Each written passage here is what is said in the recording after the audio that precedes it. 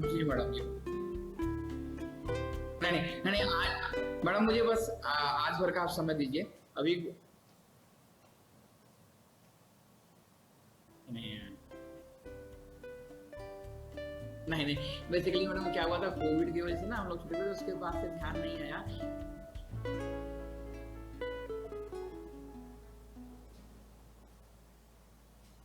Sorry sorry उसके लिए।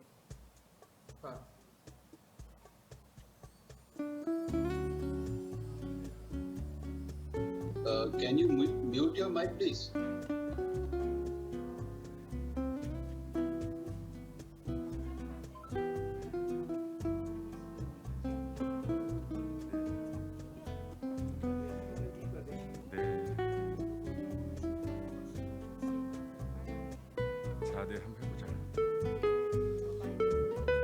Hello everyone, can you hear me? 그리고 얘는 잘못해서 앞으로 갔는데 되돌아오고 싶다라면 이렇게. 네. 네.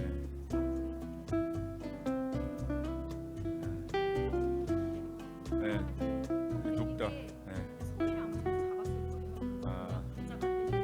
내가 지금 약간 밑에를 보고 하는데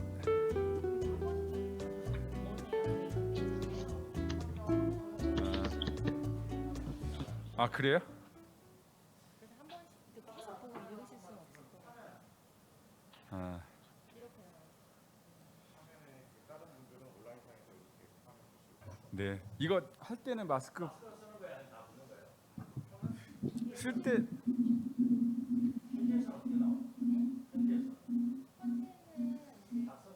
저희 방역이 실내에서 모여있는데 그래요? 그러면 할 수 없지 뭐. 저쪽 앞에가 이제 현지 저거거든요. 네. 이게 좀 고민이 되네요. 이렇게 있으니까는 앞에를 봐야 되는데 얘를 이렇게, 그러니까는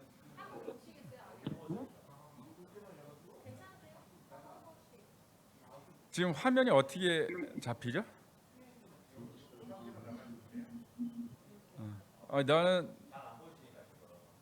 나는 지금 그러니까 그쪽에서 볼 때는 어때요? 눈이 지금 밑으로 가 있잖아. 한 번씩 위로 봐주시면 딱 지금 네. 그러니까 원고 보실 때 다 똑같습니다. 네.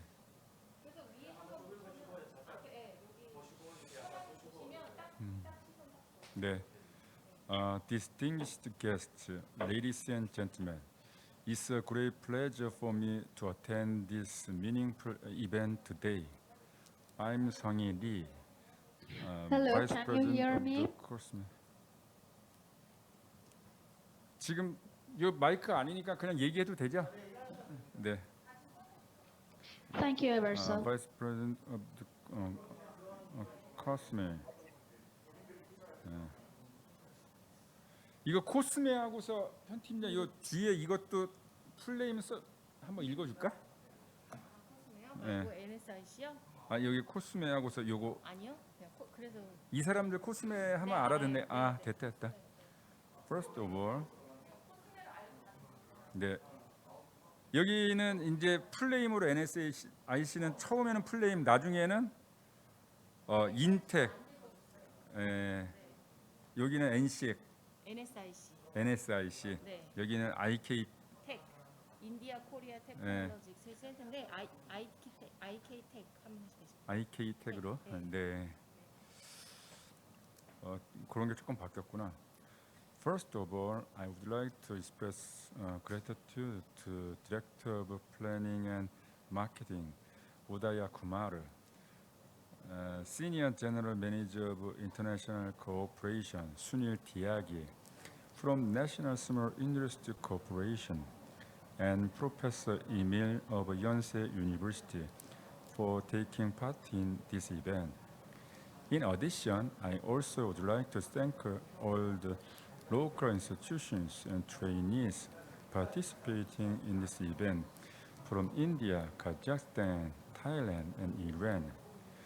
Through cooperation with the NSIC, CASME has been conducting training programs to foster and train local technical experts every year since the establishment of the IK-Tech in 2018. 엄청 숨막히네. We have implemented a training program on artificial intelligence in 2019 and blockchain and big data in 2020. Today, in particular, we will have a webinar under the theme of innovative technology and business strategy and the industry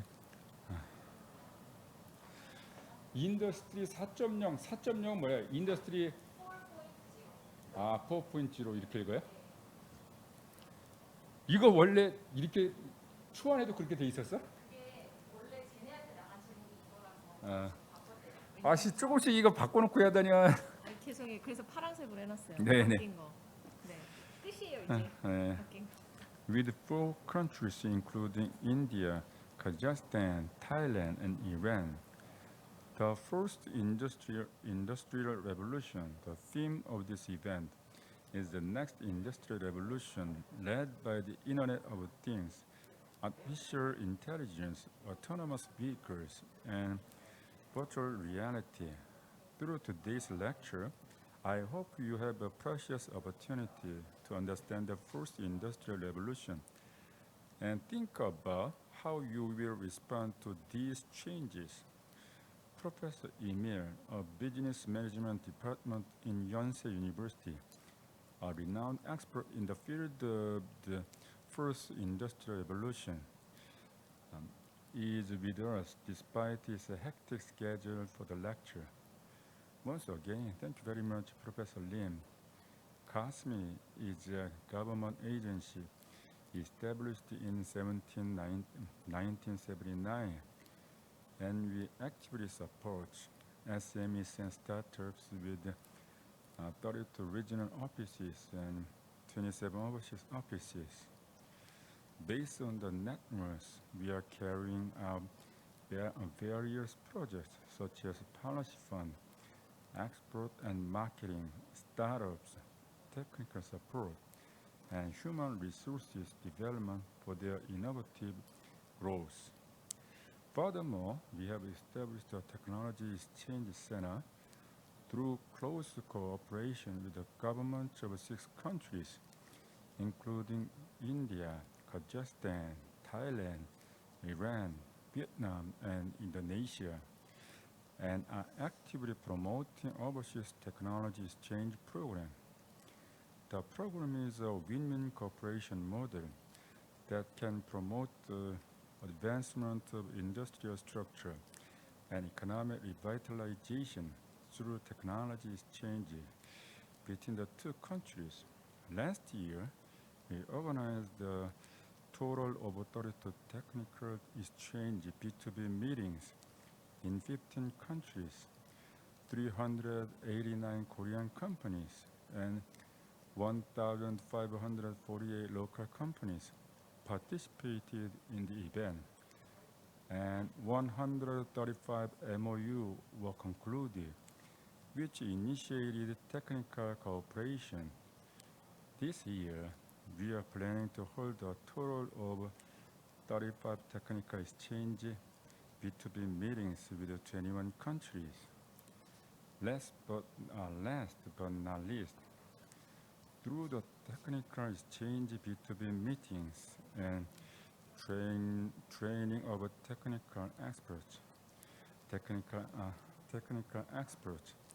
I hope the exchanges of technologies and human resources between companies in each country will be a driving force for sustainable shared growth.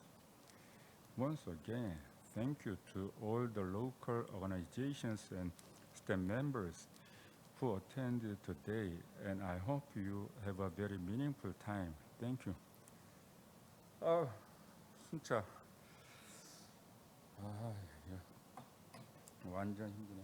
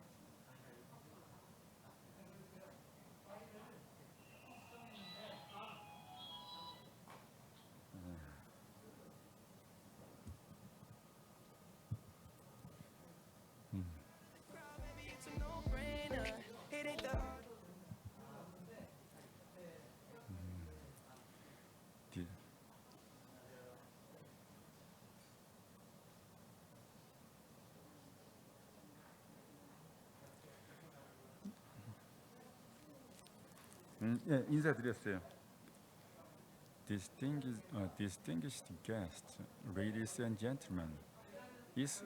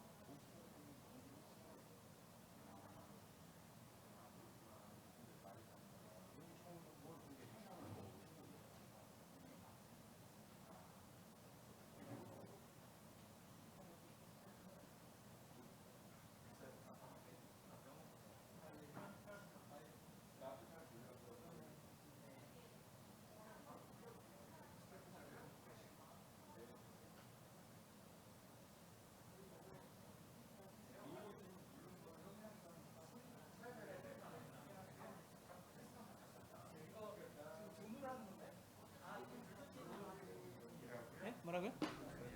네. 화면도 잠깐만 꺼주세요. 아 그래요? 그건 뭐 어떻게? 넥스트 페이지.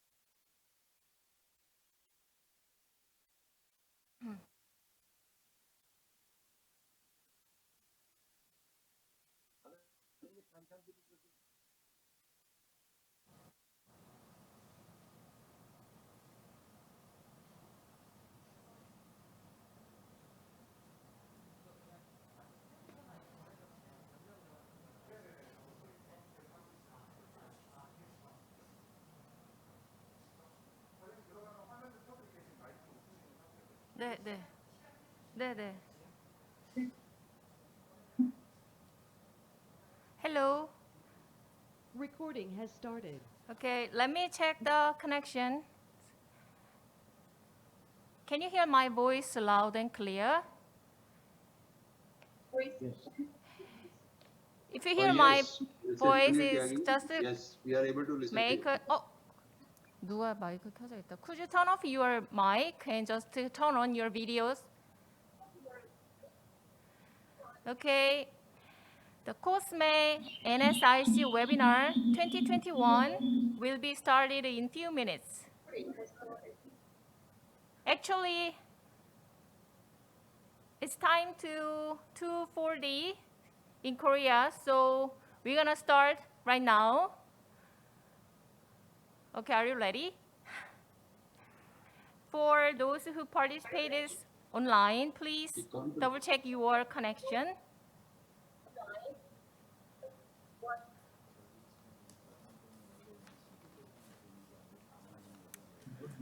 Okay, well, let us begin the webinar.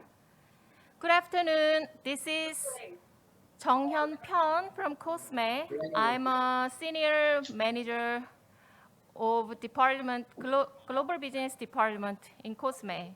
And I'm honored to be here as your program host today.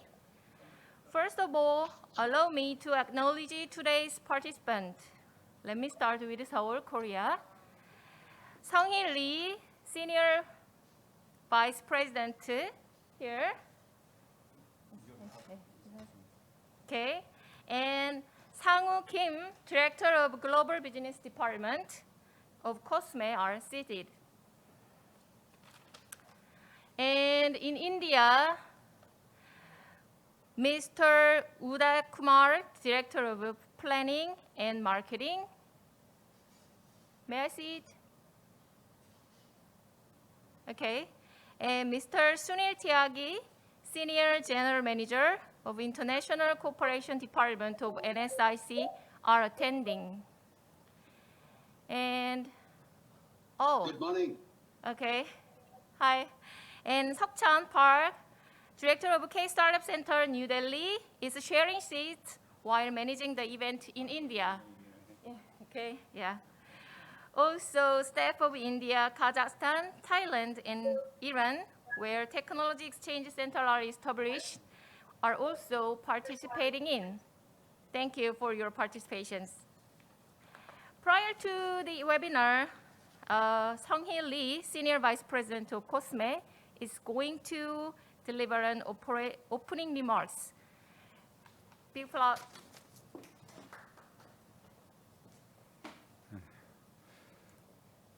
Distinguished guests, ladies and gentlemen, it's a great pleasure for me to attend this meaningful event today. I'm Sung-hee Lee, Vice President of COSME.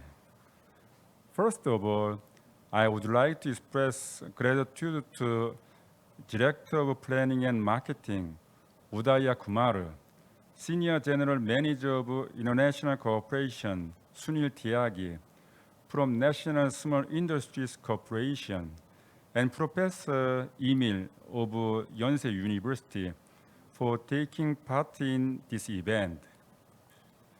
In addition, I also would like to thank all the local institutions and trainees participating in this event from India, Kazakhstan, Thailand, and Iran. Through cooperation with the NSIC, COSME has been conducting training programs to foster and train local technical experts every year since the establishment of the IK-Tech in 2018. We have implemented a training program on artificial intelligence in 2019 and blockchain and big data in 2020.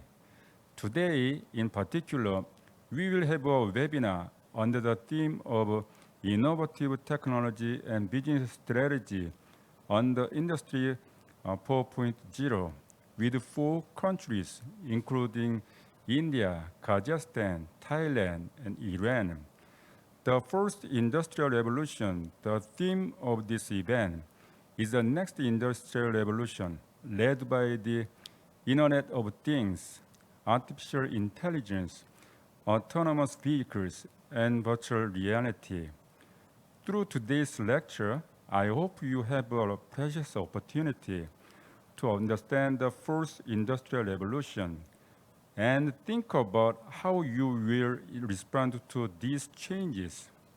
Professor Emil of Business Management Department in Yonsei University a renowned expert in the field of the Fourth Industrial Revolution, is with us despite his hectic schedule for the lecture.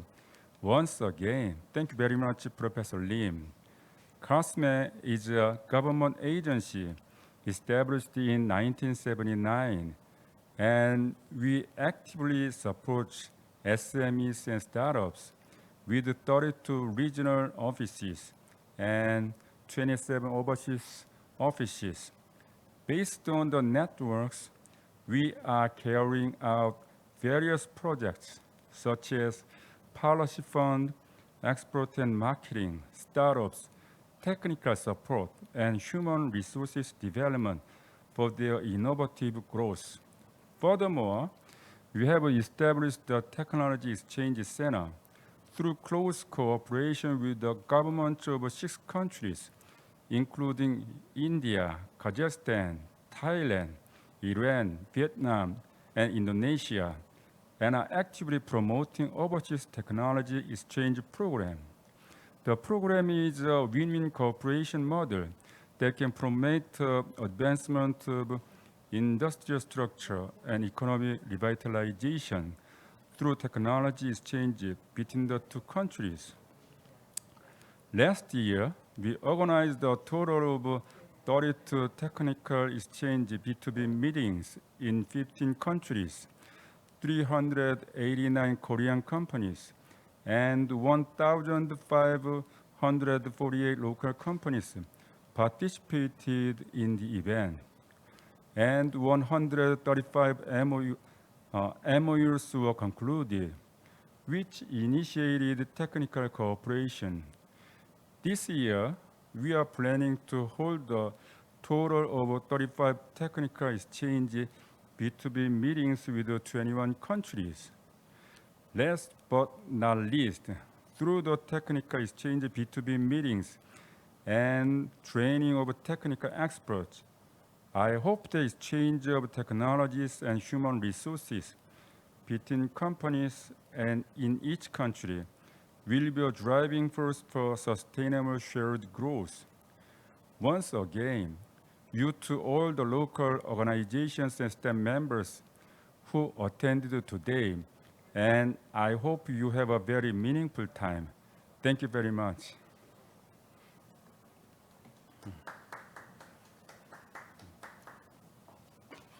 Okay, please give him a big round of applause.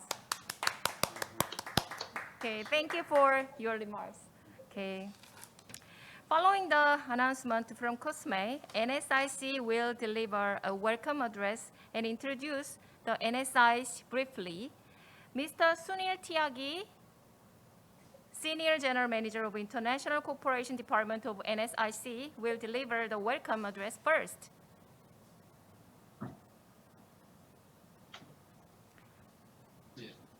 Thank you for inviting me to the welcome address. Mr. Sunglu Lee, Senior Vice President, COSME, Mr. Kim, Director, COSME, Mr. P. Kumar,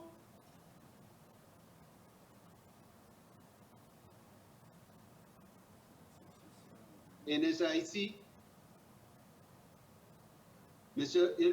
I'm a NSIC, a very warm welcome to you all, virtually present at this innovative technology and business under Industry 4.0 lecture being organized by COSME in association with NSIC.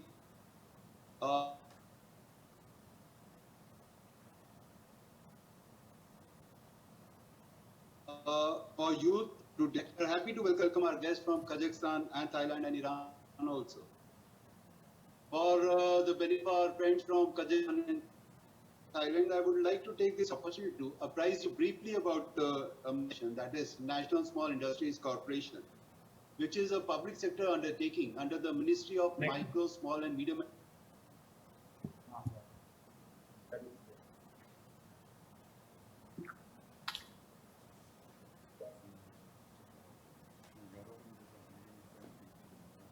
Is in promotion and development of MSME sector in India and abroad. It addresses various needs of MSMEs in an integrated manner in terms of technology, marketing, credit, and information.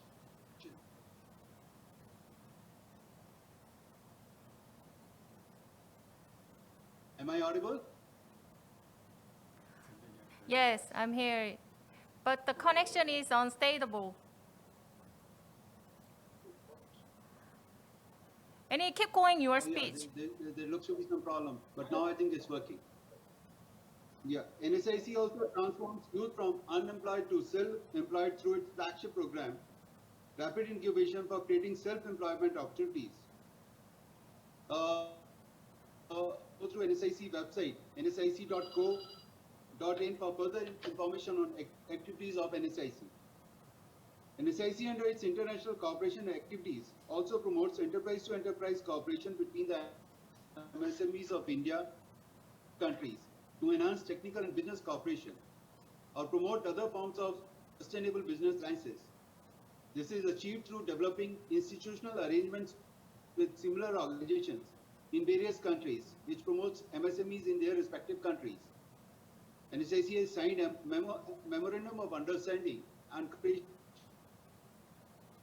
with various countries, and with COSME, we had an MOU, and we are again renewing our memorandum of understanding. Our relation in Kazakhstan over to an organization to have cooperation in this regard. Our COP is quite old, and we have exchanged number of business delegations. We have participated in a number of B2B meetings organized in India and in Korea. And as Mr. Lee told, that there are number of success cooperation started between MSPs of India and Korea, and we'd like to rejuvenate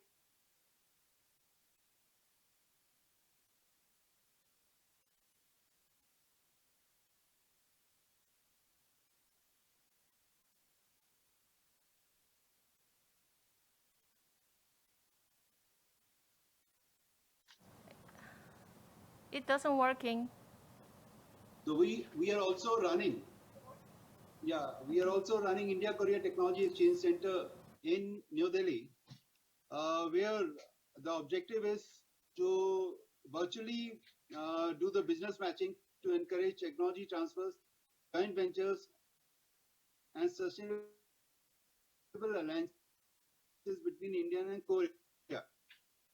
We have an interest in cooperation with each other. And I fully agree with Mr. Lee that we should organize more in coming future, and we look forward to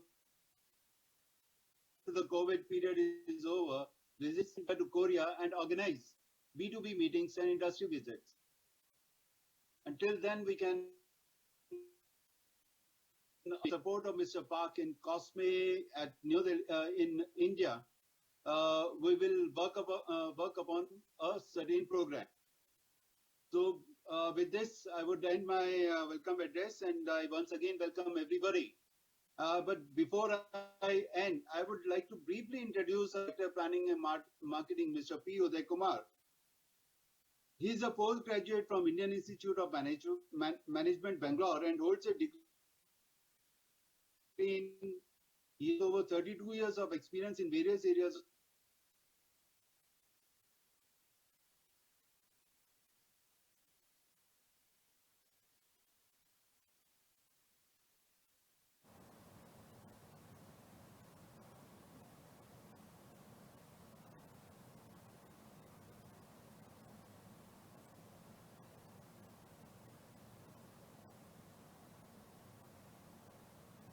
Of petrochemical products under his guidance.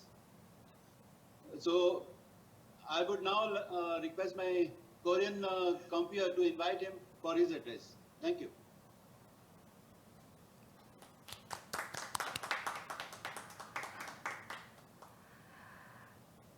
Despite of connections unstable, thank you for your warm welcome. And next, Mr. Udaika Kumar, sorry, it's a little bit wrong. Director of Planning and Marketing of NSIC, will give us the introduction. You ready?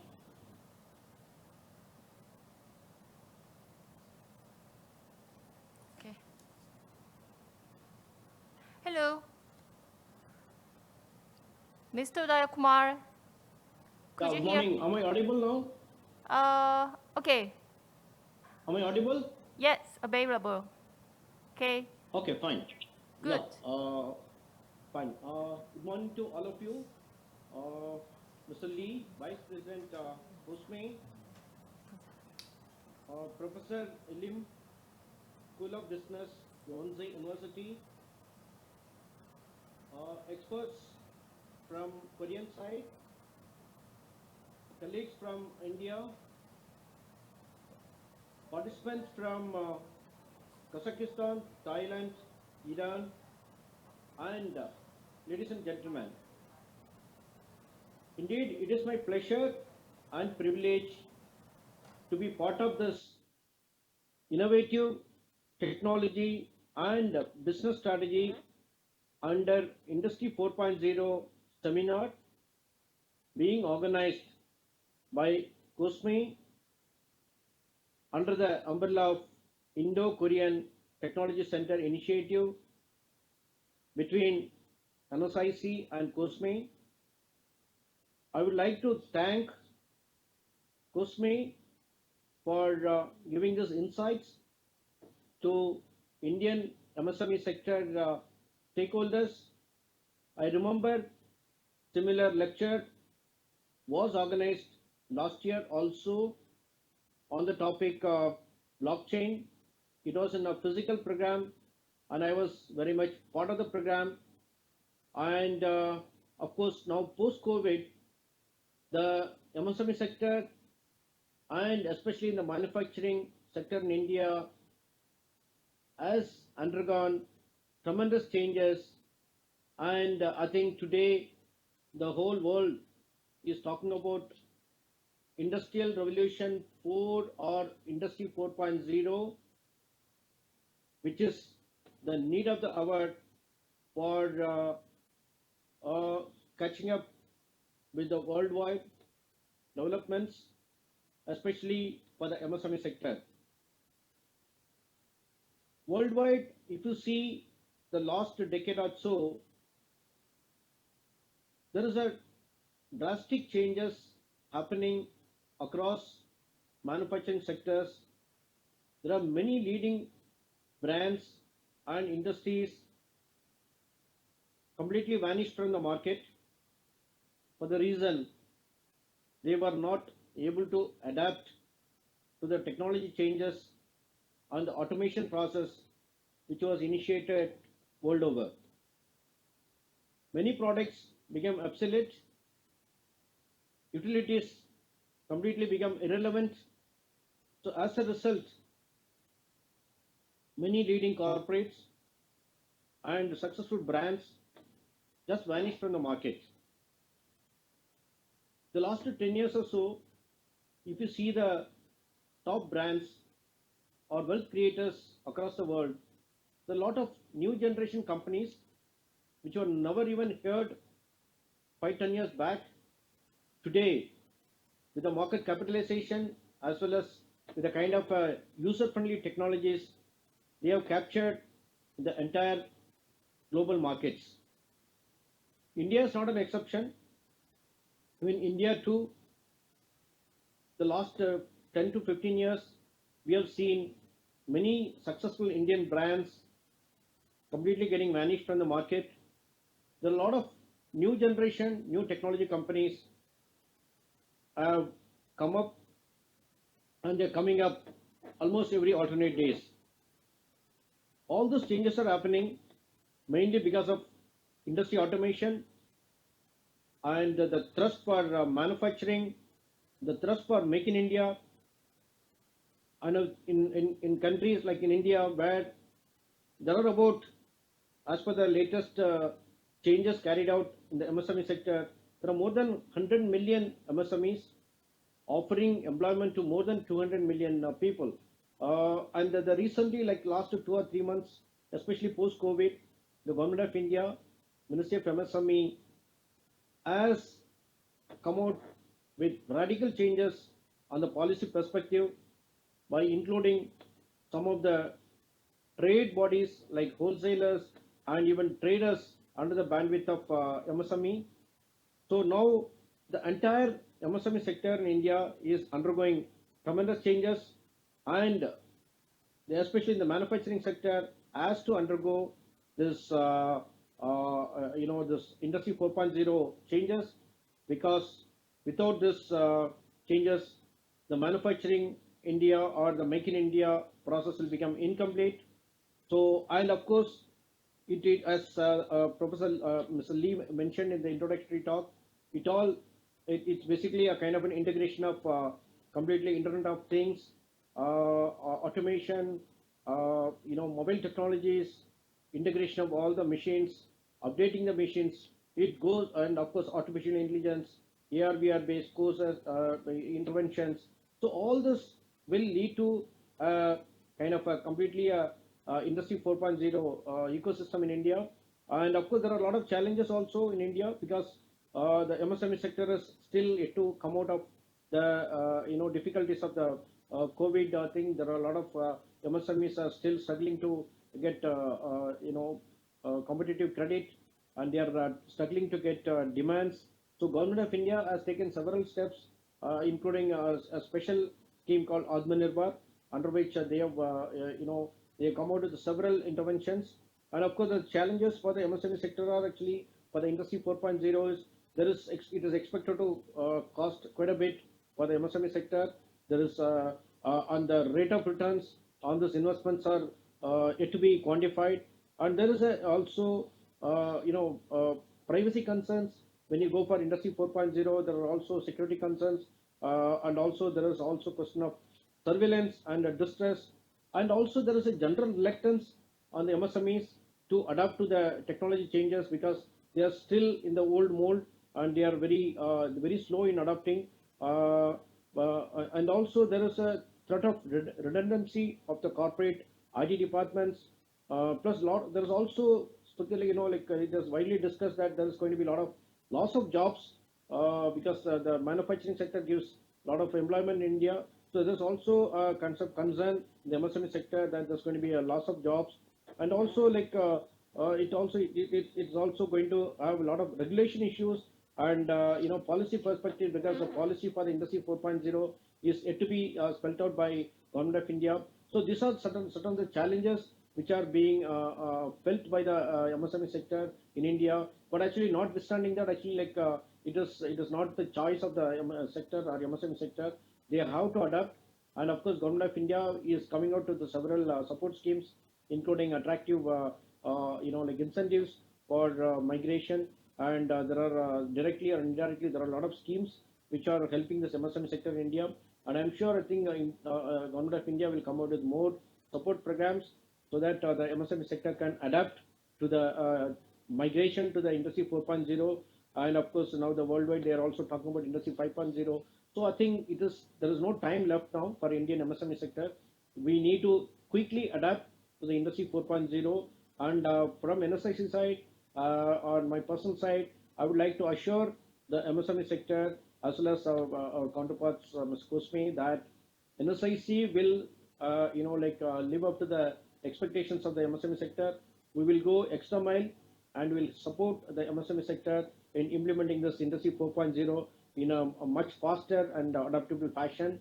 And I would like to, in this regard, the familiarization programs or lectures like this innovative technology and business strategy under industry 4.0 by Kusmi will be very, very helpful. And I think our officers, as well as industry members, have to get an exposure. They have to get motivated by this kind of programs to adapt to industry 4.0 quickly. So with this introductory note, I would like to once again thank Kusmi, Mr. Lee for organizing this program. I would like to compliment Professor Ilim, School of Business, Yonsei University, for coming forward to share his views on this most valid topic, despite his commitments.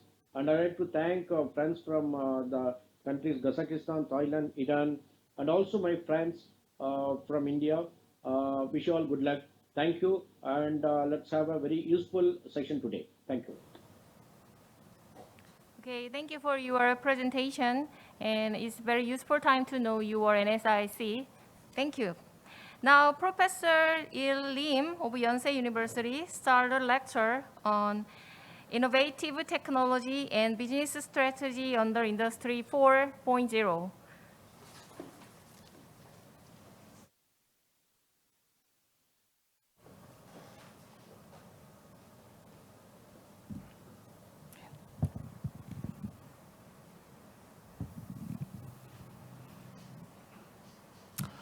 Okay, good morning, everyone.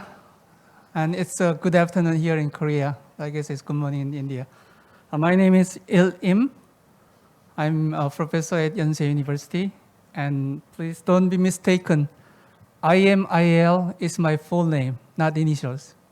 Just 4 letters. So short name. So if you see anybody having shorter name, please let me know.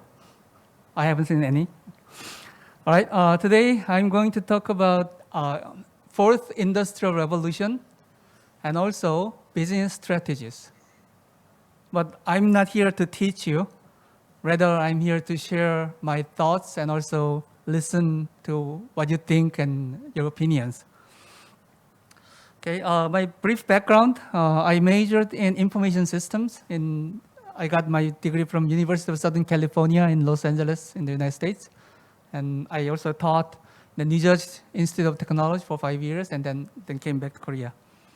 I'm interested in recommendation systems, digital transformation, and also fourth industrial revolutions. All right, this is my agenda. First, let me share with you some changes we are observing in these days. I think we have a lot of new buzzwords such as fourth industrial revolution, 3D printer, industry 4.0, right? Artificial intelligence, AR, VR, IoT, self-driving car, and robots.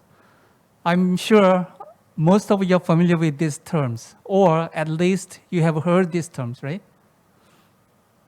And also, have you seen this picture? This is an exhibit that Hyundai Motor Companies actually exhibited in the CES, Consumer Electronics Show in Las Vegas. So this is their future mobility vision. So what you see is, on the top of the picture, you see small airplane, which is PAV, personal air vehicle. The capacity is about 7 or 8 people.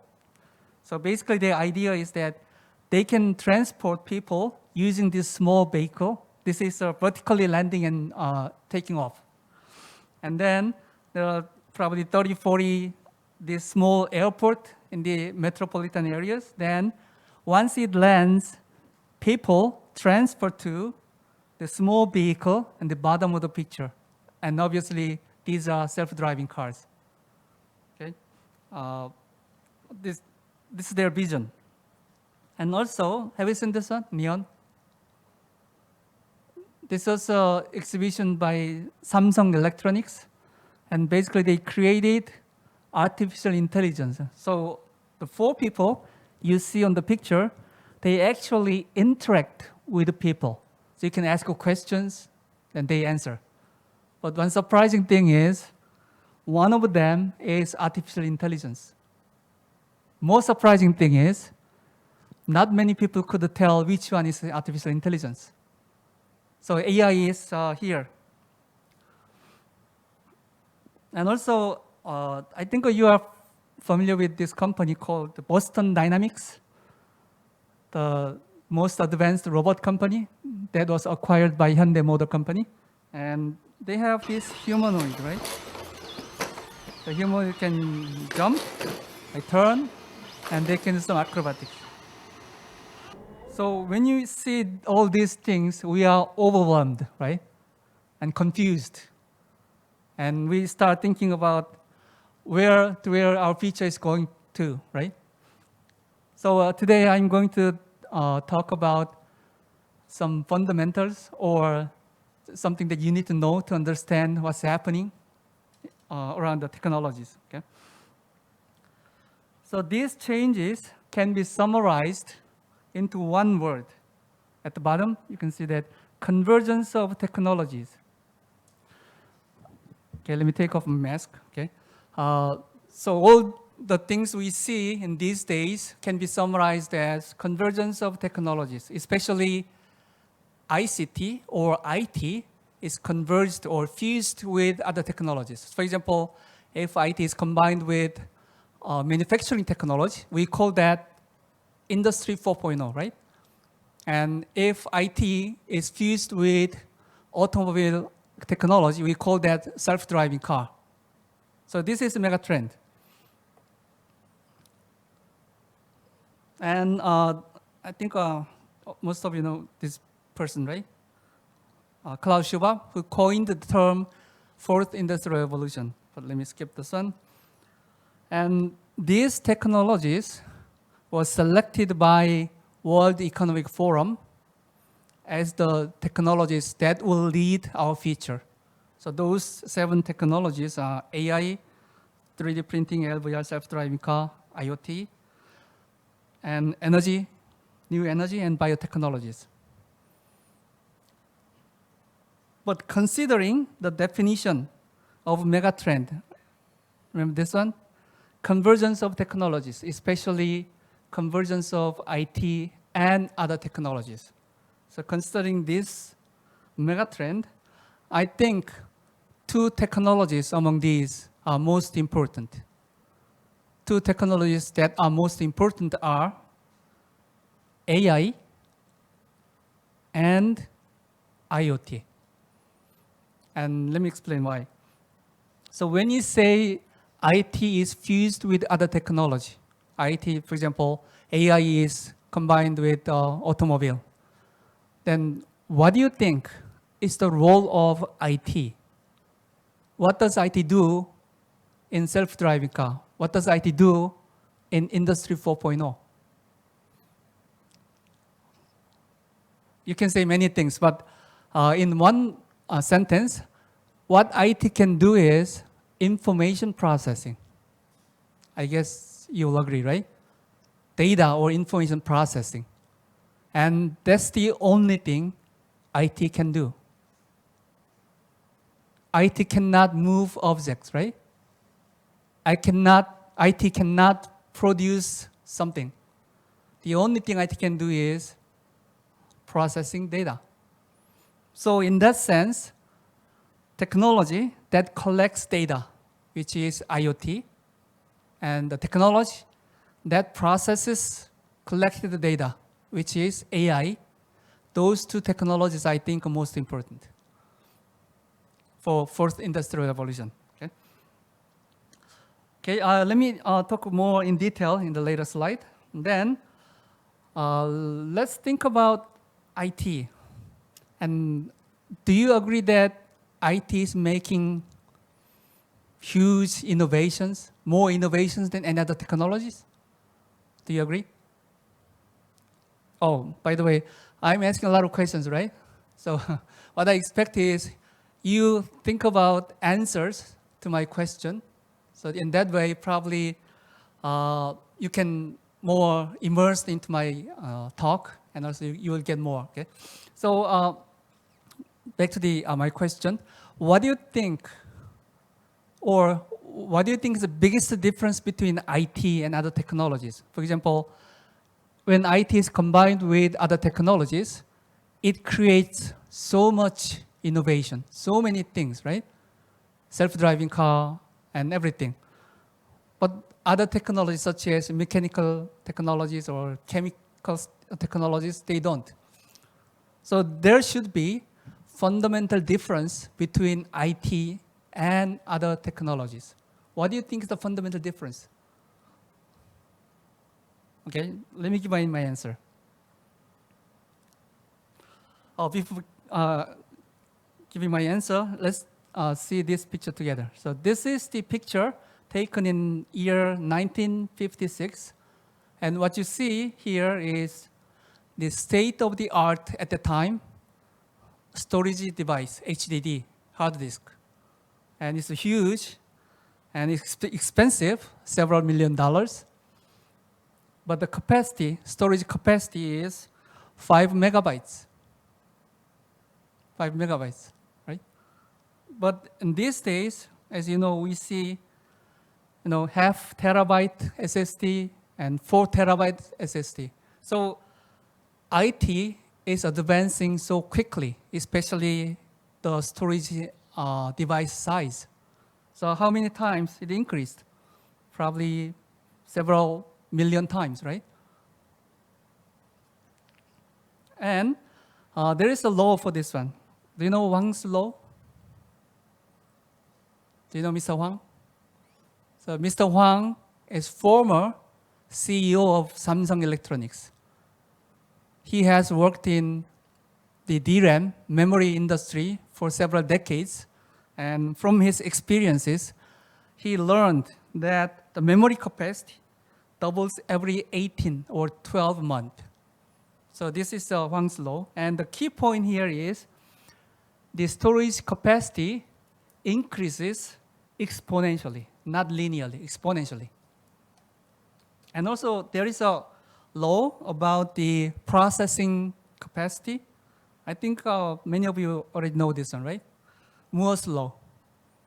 So computers' computing power doubles every 18 or 24 months.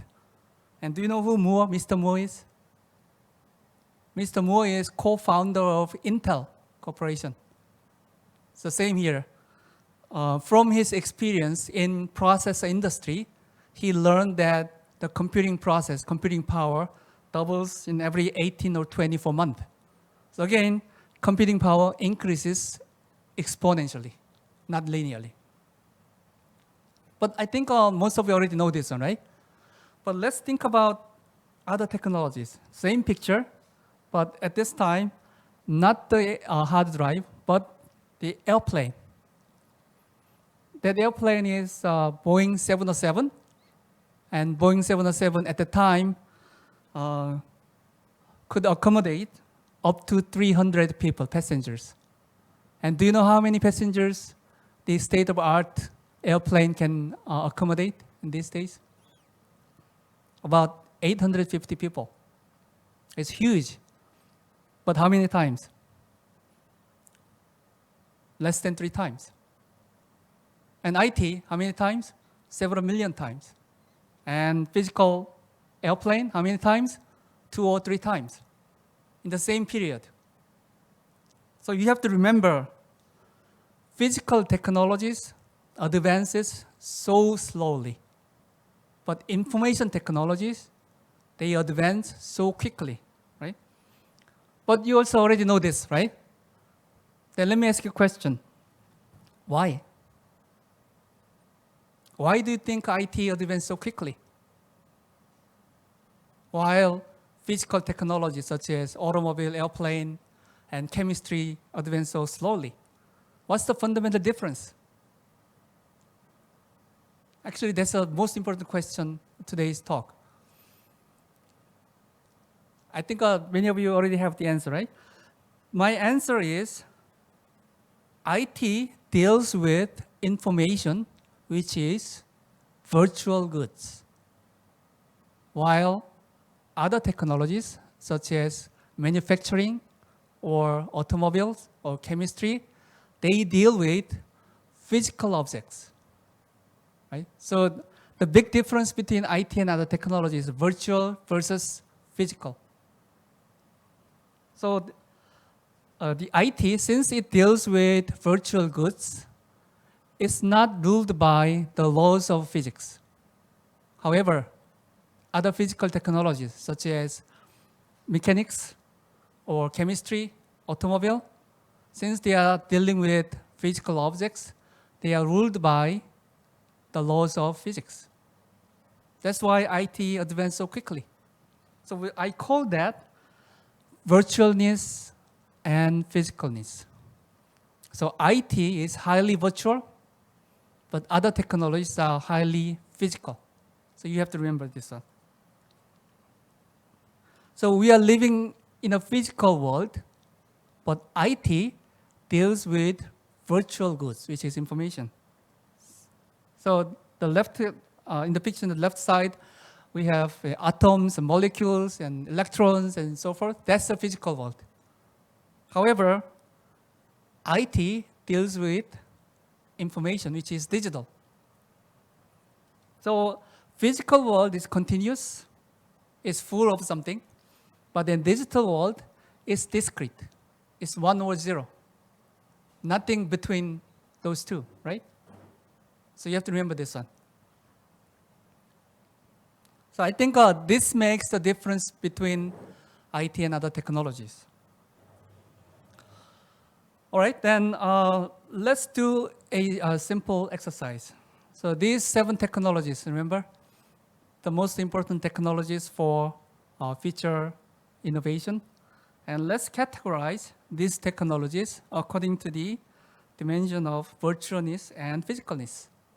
So virtualness means the extent to which the technology deals with virtual goods information. Physicalness means the extent to which the technology deals with physical objects. So AI, which side? Obviously, virtual, right? AI deals with only information. How about robotics? Physical, right? Because the main value of robots are from physical movement. How about IoT? Probably in the middle. How about 3D printing? Do you think it's above robotics or below robotics? Above or below? I think it's below robotics. Do you know why? The main value, the core value of 3D printing comes from creating physical objects, right? The process of creating physical objects is physical. So it's a very physical technology, I think. And AR, VR, probably here. How about biotechnology? Do you think biotechnology is above robotics or below robotics? Up, down? Think about your own answer. I think it's far below. Do you know why? Because the biotechnology has physicalness and also it has one additional dimension, which is life phenomenon. Life phenomenon, how life is born and die and so forth. So that's, I think, a more physical characteristic. Actually, this is the overall pace of innovation in these industries. So AI, since it's highly virtual, it advances very quickly. We get hundreds of new algorithms every day. However, biotechnologies, the life cycle time of new medicine, right? Developing new medicine takes at least 15, 20 years, right? And 3D printing, it's advancing slower than many people think. So I think this is a good indicator. Physicalness and virtualness is a good indicator when you think of the pace of advancement or pace of innovation in certain industry. Right? Let's move on. So impacts of virtualness, physicalness on business. Let's think about how virtualness and physicalness impact on business. Okay? I said IT is virtual, and also IT is not affected by the laws of physics, so that's why it advances so quickly. And also another very important characteristic of IT is the variable cost converges to 0. What it means is, the difference between fixed cost and variable cost, right? Fixed cost is something that you have to spend upfront. So for example, when you start a new manufacturing company, you have to construct your manufacturing factory, you have to buy machines, right? That's a fixed cost, one-time lump sum cost. But you don't have to pay later, right? But variable cost is the cost that occurs proportional to the amount of manufacturing, such as labor or parts, materials. And those costs is proportional to the amount of production or units of products you manufacture, right? So that's variable cost. But if you think of IT, IT has fixed cost. And do you know what's the typical IT product? What do you think is a typical IT product? Some of you may think smartphone, right? But actually smartphone is not typical IT product. The pure typical IT products are contents and IT services, such as search engine. So for example, contents, let's think about contents, movies. Making movie costs a lot of money. Sometimes it costs $100 million, right? But once it's made and transformed into digital format, digital file, how much does it cost to make a copy of a movie? How much does it cost to make a copy of a movie file? Zero, right? How much does it cost to send a movie file to your friend in another country? Zero. So the variable cost of IT is almost zero. That's a very, very important characteristic of IT. But on the other hand, physical technologies, manufacturing, you also need fixed cost, right? As I said earlier, in order to make a factory, you have to construct your factory building, you have to buy machines. But also, you have to pay labor, electricity, right? And materials, parts, proportional to your manufacturing. So in manufacturing, physical industry, the portion of variable cost is quite high. And I guess many of you are working in manufacturing industry, right? And so you know how much or what percentage of your manufacturing cost is variable cost. Typically, it's 40% up to 80%. So what does this mean? It means the strategy of companies should be different. So for example, when you think of company strategy, probably you will be thinking of cost leadership strategy or differentiation strategy and niche market strategy, right? So cost leadership strategy is simple. If your cost is lower than your competitors, you are in a good position, right? If you sell your product at the same price, you get more profit. Or strategically, you can lower your product's price until you can barely survive. Then what will happen to your competitors? Since their cost is higher than you, probably you will just die, right? Then you will become monopoly. So you know this strategy, right?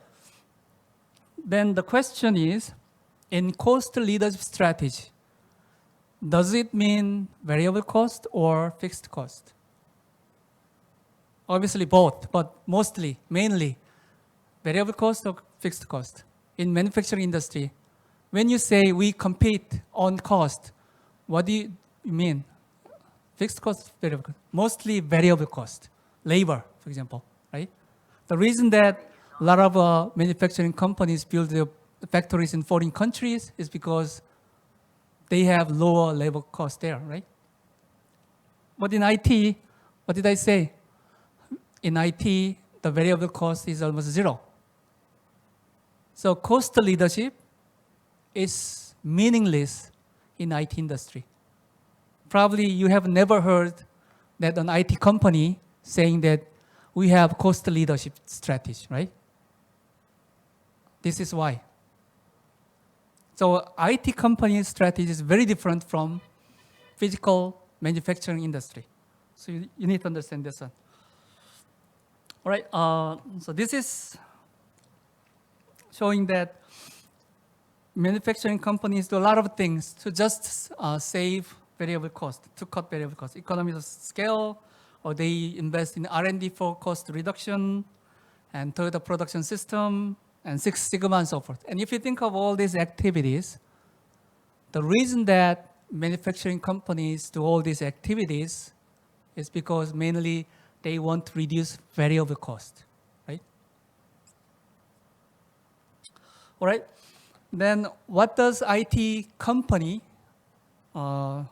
do as a strategy? There are a lot of strategies, but most important strategy for IT companies is network effect. Have you heard this term? I think many of you already have heard this term, right?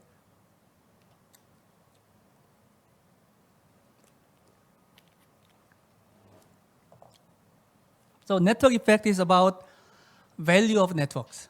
So suppose we have a network here, and for example, let's think about the messenger program, WhatsApp, or Line. Then the nodes will be people, right? And the link, the connections will be communication, right? The messages. So in this case, the reason that people use this service or this network is because they want connections, right? Why do you use messenger program? Because you want to talk to your friends, right?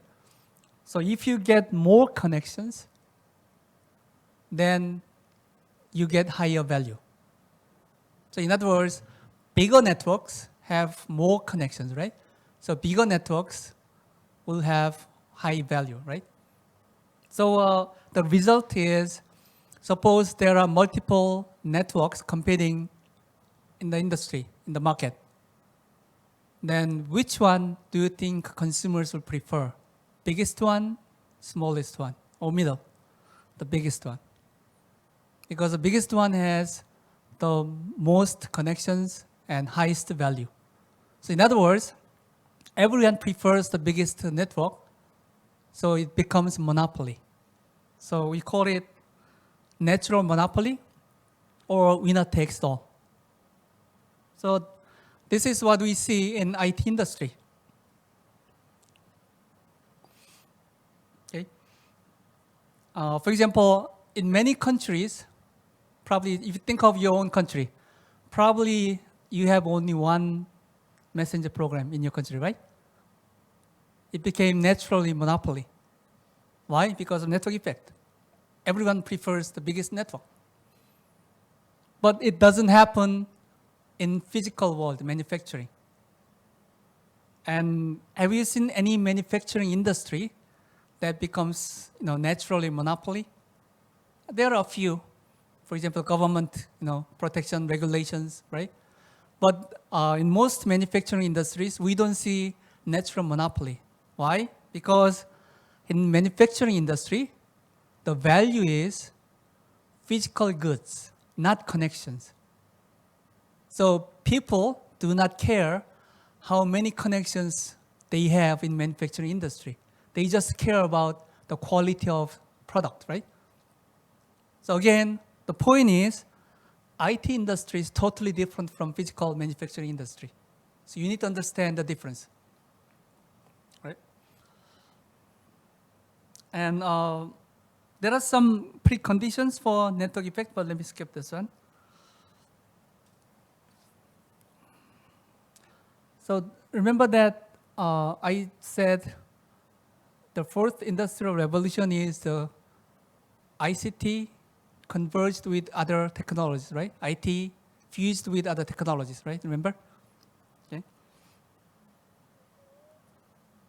Then let's think about how they are converged or combined. So I said, if AI is combined with automobile technology, then it becomes self-driving car, right? And how does it combine? If you think of any combination between IT and other technology, and I said the only thing IT can do is data processing, right? Data processing. Remember this one? So this is what happens. So let's think about self-driving car. What happens is we collect data about the environment around the car, right? pedestrians, right, cars, and so forth. And then we give the data to AI, IT. Then the AI processes the data and makes decision, such as hit the brake or or increase speed and so forth, right? Turn left, turn right. But remember, IT cannot execute that. IT cannot handle the steering wheel. What does it do? Mechanical technology. So again, the only thing IT does is data processing. The execution is done by other technologies, right? So in other words, this is our physical world. And in order to use IT, we have to convert this physical world into digital data. Otherwise, IT cannot do anything. IT can do something only when we give data to IT, right? So how do we convert physical world into digital data? What does it do? Sensors. So we call that digitization, sensing, or so forth, right? But here is a problem. Do you know what the problem is here? There is inevitable loss of information. Why? Because we have limited sensor technology. We cannot sensing everything. Think of your own room that you are sitting. Do you think your physical room can be converted into digital data 100%? All the molecules, atoms? No, we don't have that technology.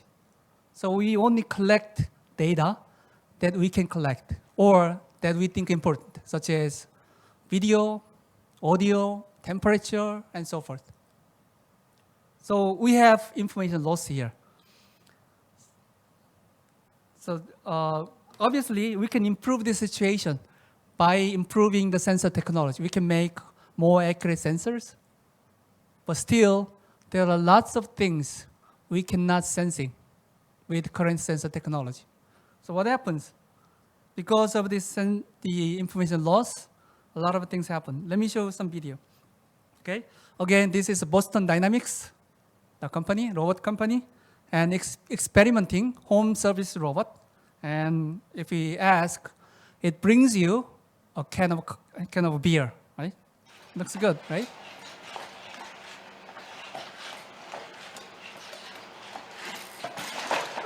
And it doesn't give it to you.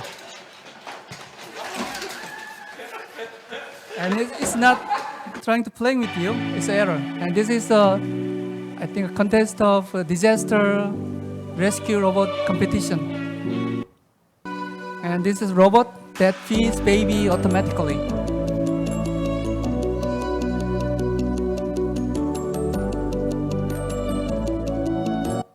Yeah, obviously, these are exaggerated, right?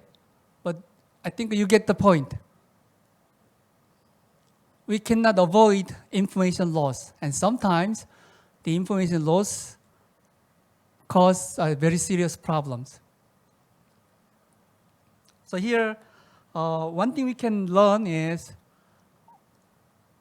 we can distinguish those areas where the AI or IT will play a very important role and very successful, and other areas where AI or IT wouldn't be that successful, right?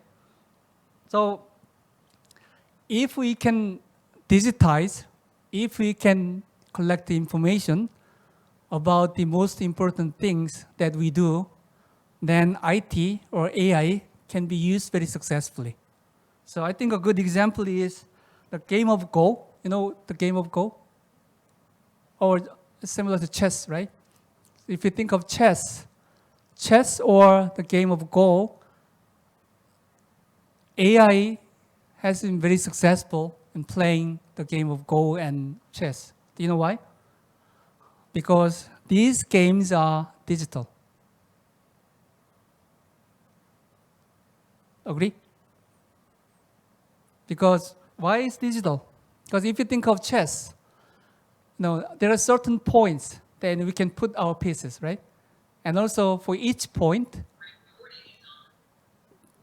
there are only discrete possibilities. Piece A is there, piece B is there, or nothing is there, right? Discrete. So it's digital. So the status of a chess play or status of the game of Go can be digitized 100%, meaning that the information that we need to play the game can be digitized 100%. So that's why those games, the AI, IT is so successful. Another area that I think IT or AI will be successful is something like a recommendation system. Recommender system. I think you are familiar with this one, right? When you log on Amazon, you get list of recommended products, right? And the recommendation system, if it's not accurate, if you get wrong recommendation, nothing serious happens, right? Nobody gets hurt, right? So recommendation system can be used even if it's not that accurate. So we use it, probably it improves, right? But what if self-driving car is not accurate? It's a serious problem, right? So if the results of inaccurate AI or IT is not that serious, probably you can use IT or AI there. Another areas are, I said that self-driving car, the error of AI data is very serious. But still, once self-driving car is commercialized, by the way, when do you think a self-driving car will be commercialized? I mean, full self-driving car. The Tesla says they will do it next year, right? But personally, I think it takes more than that, probably, I don't know, 5 or 6 years. But anyway, so suppose we have full self-driving car, then probably they can collect a lot of data, huge amount of data in short period of time, and they can train their AI so that they can increase the accuracy up to the level that we want. Another area that I think AI or IT will be used successful is smart factories. It's because smart factories, if you think of a factory, it's very controlled environment, right? You know which objects are moving at what speed, from where to where in factories, right? So it's relatively feasible to apply AI or IT. But again, it's relatively. Still, it's very difficult technology. But I think it has relatively high chance. Okay. Then up to now, I talked about the fundamental concepts of IT and AI. Now, let me talk about individual technologies. And remember that the two most important technologies for AI and fourth industrial revolution, AI and IoT, right? So let me talk about IoT first. Okay, you know what IoT is, right? Objects and devices have sensors and also communication network, and they collect data and send to you, right? Companies, servers. So companies collect a lot of data and do something on it, right? And one good example is Nest. I think many of you are also familiar with this one, right? Nest is a digital thermostat product, and it's a thermostat. Yeah? You buy it, install it on your wall, and you connect your heater and air conditioner, and you set temperature you want. Then, according to the temperature you set, it automatically turns on and off the heaters and air conditioner, and it keeps the temperature, right? It's very simple. But the difference between this Nest and other thermostat is it's IoT. So it collects a lot of data and sends the data to the Nest Labs, the company. And this company was acquired by Google in 2014 for $3.2 billion. It's a huge amount of money. And some people said that with that money, Google probably could have made 10 similar companies. But still, Google paid that money. And what do you think is the value of this company? Do you think the value is the manufacturing know-hows? Probably not, because this kind of product is not high technology. Any manufacturing company probably would be able to build this, right? Then what's the value? What they do with the data is they collect a lot of data from the users, right? Then what they do is they can forecast energy consumption very accurately. So for energy companies, electricity energy companies, one of the most important jobs of them is demand forecasting. Because their demand forecasting is not accurate, it's a disaster. If they underforecast their demand, what happens? They will get blackout. If they over forecast their demand, what happens? They'll have a lot of idling facilities, and they'll lose a lot of money.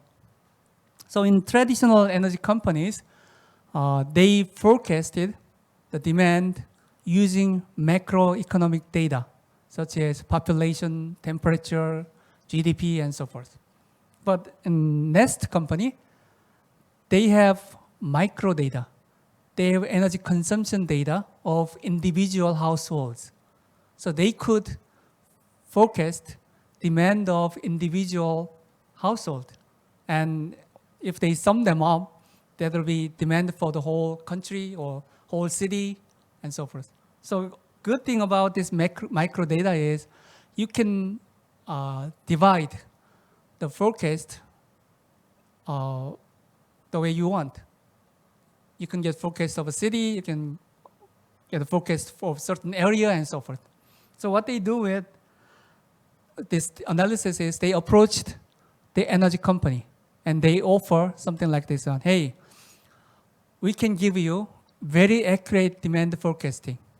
And also, we can give you optimal pricing policies. So for example, you charge this amount of price for 8 a.m. up to noon and so forth. Since they have very accurate data, their pricing is very accurate and effective. So what will happen? If those energy companies could win the competition by using the analysis by Nest, they will pay money. They'll pay a lot of money, right? So that's what they actually do. So they created a lot of new values out of the data they collected from their devices. So the $3.2 billion that Google paid, the value is in the data and also their data analysis capability, not the device. So a lot of people wonder, what is the core value of IoT, right? I think the core value of IoT is the data you collect from the devices, not the device itself, right? So if you think of what the big tech companies, such as Google or Amazon and other companies doing these days, the underlying strategy is they are competing with the data. They're trying to as much data as they can do because they know that the data is the value, data is the money in the future, right? All right. Then let me talk about the second technology, artificial intelligence, AI. I think most of you know what AI is, right? So AI is basically the machines that mimics human intelligence, right? And if you look at the history of the AI, at the beginning of AI, 1960s, 70s, a lot of people tried to build AI by integrating rules. So for example, when we do something, sometimes we have our own rules. So for example, let's say you want to know which medicine you need to take, right? But there are lots of rules. For example, this people with certain disease should not take certain medicine, right? And if you take medicine A and B together, then it will be harmful for your body and so forth. And who do you know, or do you think know about this? Pharmacists, right? So if you ask pharmacist, you can get complete information. And the pharmacist will give you rules. Medicine A and B cannot be taken together. Or the people with disease A should not take medicine C, and so forth. So if you integrate the rules into the computer, then the computer has intelligence. But the problem is there are lots of areas that we cannot extract rules. So the second idea for AI was making machines learn for themselves. So that's a machine learning. So we give data to computer, the machine, and the computer learns and makes its own rules and patterns out of data. So that's machine learning. And among many machine learning algorithms, the most popular one in these days is artificial neural network. And among the artificial neural network algorithms, we have a very state-of-the-art algorithm, which is deep learning. Right? So deep learning is a kind of artificial neural network algorithm, and artificial neural network is a algorithm, kind of algorithm of machine learning. Right? But since in these days, deep learning performs so well, most companies and people use deep learning for AI, but actually AI is only a small part of the AI. Okay? Anyway, so one thing you need to understand about AI is that, again, AI works only when we give proper data. If we do not provide proper data, AI wouldn't work. And also, the second thing is, what AI learns from data is not exactly the same as what people learn from the data. So AI algorithms have their own ways of learning something, and they are very different from the way people learn from the data. But they do similar task. And also, there are something that AI cannot do well, certain areas. For example, AI cannot deal with ambiguous situations. They need accurate data to do something. But humans can deal with ambiguity very well. That's one difference. Another difference is AIs do not have creativity. Humans have creativity. And some of you may say that, well, AI in these days can, compose music and draw paint drawings and so forth, right? But actually, those things are also learned patterns from existing piece of art. So it's not creativity. So humans have creativity. And also, another thing that AI cannot do well is they cannot understand humans. They don't understand emotions. And also, they can understand why humans behave in that way and so forth. So these three things, we humans can do better than AI. Okay? So you need to understand one. All right. Let's take a 10-minute break and continue. Okay.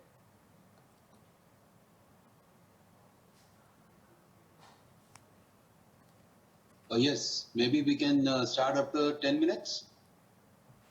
Yes. Also, meanwhile, if you have questions, please type in on the chatting room. Okay. Okay, or maybe we can ask the questions at the end of your session. Yeah, we have a Q&A session end of the session. Yeah, that'll be much better. Okay. So let's meet after 10 minutes. All right.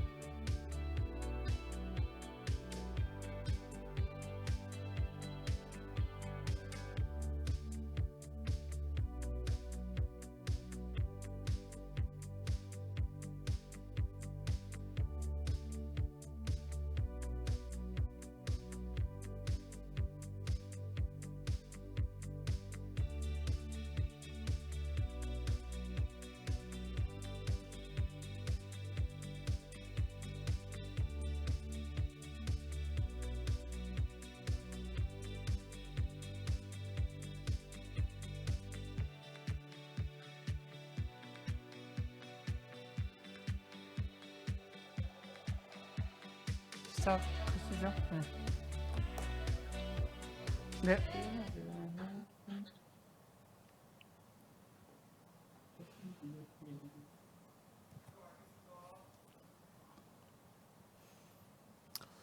Okay, let's get started.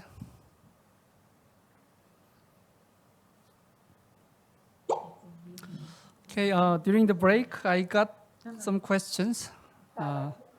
First question is, how many years do you think the products on the market are far from the Recording has started. realities of the invented technologies? I think the question is about the commercialization of new technologies. How long does it take? I think it depends on the technology. So the general rule is, as I said earlier, if the technology is more IT heavy, IT intensive, I think you will get commercial products very soon. But if the technology is about physical or mechanical, then it will take a long time. So for example, the robots, home service robot that we saw in the video, I think it will take a long time until we see the commercial version of that home service robot. Okay? Because as I said earlier, physical technologies advance so slowly. Okay, question 2, to what extent can artificial intelligence in robots be threatening to human life? I know that there are a lot of doomsday story on the YouTube, right? Humans will take over the robots will take over human job and so forth. I don't think that will happen. Because the current AI technologies, the targets of the technology should be set by humans still. So current AI technologies can do only those things that humans ordered to do. So AI is not that autonomous. I don't know if we get totally innovative new AI technology, things might change, but the current technology, I don't think that will happen. Okay? So don't worry. Your job would not be substituted by robots. Okay? All right, let's continue. Then let me briefly talk about self-driving car technology and then move on the strategies. I think many of you are already familiar with a self-driving car, right? So self-driving cars have a lot of sensors, such as cameras, right? And also LiDAR, radar, and then collects data. And the AI analyzes the current situation around the car and makes decision, right? So far, Google and Tesla is most advanced in terms of self-driving car technologies. However, there have been lots of accidents during the technology development. For example, in the picture on your right-hand side, there was an accident in 2017 by Tesla Autopilot. So basically, the autopilot could not distinguish between the white trailer and white clouds. So the autopilot thought that there was nothing there. So it just hit the trailer and the driver died. And also a lot of other accidents, right? Probably you have seen this news, right? Uber test car also killed a pedestrian. And also Tesla Model X. There was an accident in California in the highway and it killed the driver. And lots of accidents, right? But still, I think the self-driving car technology will advance and we will see the commercial version of full self-driving. But not next year, not next year. I think it will take at least 5-10 years, right? Okay, right? And a lot of people forecast or predict that the self-driving car will be adopted to shuttles. We already have this one, right? Expos and other exhibition, we have self-driving car, moving passengers, just within certain boundary, right? And then the next step will be commercial cars, such as trailer. Because commercial cars, they have motivation to adopt this technology. Because by adopting self-driving technology to trailer, the companies can save a lot of money, the driver's labor cost, right? So they will start probably from highway only self-driving truck, then will slowly move and adopt to the wider area, right? All right, then the question is, what new businesses are possible with a self-driving car? Obviously, automobile companies, right? They'll have huge changes. But what other business will be seen, will be born in self-driving industry? What do you think the people will do while they are riding a self-driving car? Sleeping, reading books, right? Obviously, they will consume a lot of contents. And a lot of people predict that there will be content provider for self-driving car, and that will be huge business. And obviously, some advertisements will be also another big business. Okay, I'll talk about this business more in detail in the later slide. All right, so let's move on to the next slide, second slide. And meanwhile, again, if you have any questions, please type in your question in the chatting room. Right.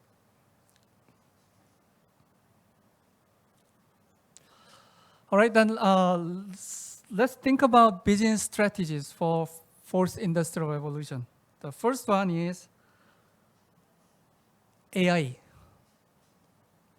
What can companies do with AI? Especially small, medium-sized enterprises. There are three ways that companies can use AI. One is you can use AI to improve your internal work process, such as inventory management, HR, and so forth. Second, you can apply AI to your products. So for example, if your company manufactures small consumer electronics, you can integrate AI into your product, and your product will become better, right? Third one is, if you have resources, then you can develop your own AI, and you can sell AI to other companies. So let's talk about each of these more in detail. Okay, work improvement. So actually, this is already happening. What's already happening? A lot of companies adopted chatbot, right? You're familiar with the chatbot, right? So chatbot is a good application, good example of AI application. So obviously, current chatbot technology cannot process entire customer request. Most companies use chatbots just to categorize the types of requests. And then the request will be transferred to the human service representatives automatically.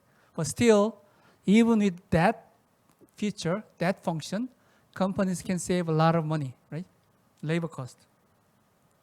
And also, a lot of companies use AI to make their work process more efficient. So something called RPA, Robotic Process Automation. I think we have heard this one. So personally, I think the bigger impact of AI will happen inside the organization, inside the company, rather than outside the company, interaction with your customers. So that means companies will be able to get a lot of improvement and cost savings by applying AI to your internal process. And the AI technologies for this task do not have to be cutting edge. You can use very low-level AI technology to your work process, and you still get some improvements. And if you decide to adopt AI technologies, here are the recommended steps. First, you have to make clear the scope of AI adoption. So in other words, you have to decide precisely for what task you are adopting AI. Then, instead of applying the AI technology in full scale, you'll have to do a lot of pilots, experiments. You collect the sample data, and you do some analysis, preliminary analysis, and check whether the AI technology will give you actual improvement. If the answer is yes, then start adopting the full-scale AI technology. So it's different from manufacturing technology or ERP. So ERP or manufacturing technologies, you'd better adopt all technologies once, at one time, right? Big bang approach. But AI, since it's very changing quickly, you'd better have a lot of small experiments to make sure that the AI will give you the improvements and results that you want. Okay, and applying AI products to your some AI technology to your product, and especially the electronic products. I think the many companies will adopt AI for their products soon, and some companies are already doing it. So, for example, freezer with AI, right? Or rice cooker with AI. That's something we will see in near future. So by applying the AI technology to your product, probably you can differentiate your products with your competitors, and also your customers will be happy. And again, these AI technologies do not have to be cutting edge. There are lots of cheap and easy to use AI technologies they can use for your product. Okay. And platform, since this is for big companies, so I don't think probably you're not interested in this one, right? Google or Tesla, so I just skip. Let's think about self-driving car business. Okay. Again, the question is, what would people do while riding self-driving car? So let's say you are sitting in this self-driving car. What did you do? Probably some people sleep, right? Some people would read, contents and so forth. So many people predict that the biggest impact of self-driving car will be the transportation industry. So there will be transition from owning an automobile to consuming mobility as a service. So in other words, instead of buying your own car, people will pay monthly fee or yearly fee to transportation service companies and use their mobility self-driving car service. So for example, whenever I need a car, I call a car to my mobility service company. Then a self-driving car will come to my home, my place. I ride the car and get to the destination and get off. Then the car will go to another customer, right? So why do people predict that this will happen? Wouldn't some people still want to own a car, right? Why? Because of the money. Sharing car is a lot cheaper than owning a car. So for example, if you own a car, then you have to pay for the car, insurance, parking, maintenance and everything, right? But if you use mobility service, then basically you're sharing a car with 3 or 4 other people. So you need to pay less. But still, even in that situation, some people would want to own cars, right? But most people will be using the mobility service. Right? Okay. Then we should think about the strategies around self-driving car. First one is mobility service company. The company is providing that mobility service. And if we get full self-driving, then which company do you think will be most likely to become that mobility service company? Probably Uber, right? Or Grab. And those companies can easily convert their business into mobility service company.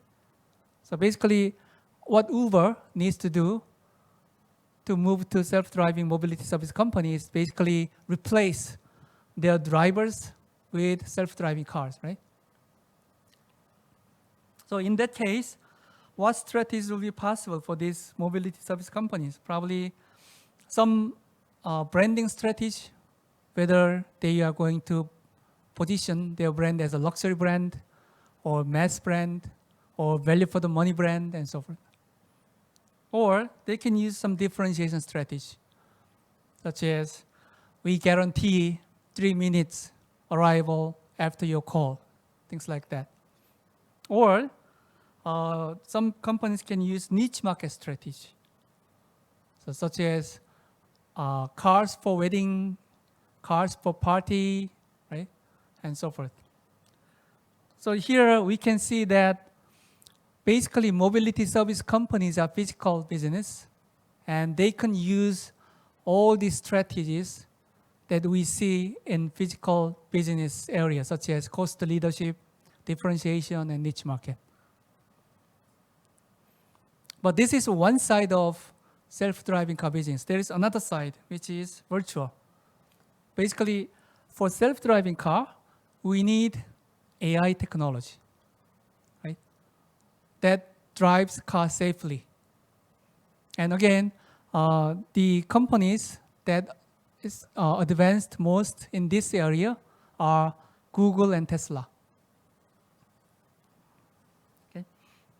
So I think once self-driving car become common, then probably these companies will make money through certain special business models. So suppose Google developed a full self-driving technology, or Tesla developed full self-driving technologies. Then probably they will have to sell those technologies to car manufacturing companies, such as Hyundai and Toyota, right? And do you think that Google or Tesla will charge a lot of money to those car manufacturing companies? What do you think? A lot of money or free? Most people think that probably they will offer those technologies almost free, because in this type of technology, securing more devices, which means cars, are very important. As a self-driving technology provider, I have to have many cars using my technology. So I will have to give away my technology for free at the beginning, at least. We have prior experience, right? Android. Who developed Android? Google. And which companies used Android for their products? Smartphone manufacturers like Samsung, or not Apple, but Samsung or other Chinese companies. And at the beginning, Google provided Android software for free to those companies because they had to have as many devices as possible at the beginning. I think similar things will happen in self-driving car. Then the question is, how are these companies, Google or Tesla, making money? What do you think? If they give away their self-driving technology to car manufacturers for free, then how can they make money? Again, Android. Do you know how Google makes money out of Android? Through advertisement. So a similar thing will happen. In self-driving car, probably inside the car, people will see a lot of advertisements, and those advertisements will be done through self-driving car AI technology. And Google or Tesla will make money out of that, right? All right, then from car manufacturer's point of view, big dilemma is, so suppose you are Hyundai or Toyota or Tata in India, and you are considering developing self-driving car, and you have two options. One is you adopt global self-driving technology from Google or Tesla. Second option is you develop your own self-driving technology. So which one would you choose? That's the question, big question. So obviously, if you adopt global standard technology, it's easier, it's more reliable, right? But you will be dependent on that global company, like Google or Tesla. If you develop your own self-driving technology, you will be independent. The problem is whether you will be able to develop self-driving technology as good as those big global companies, right?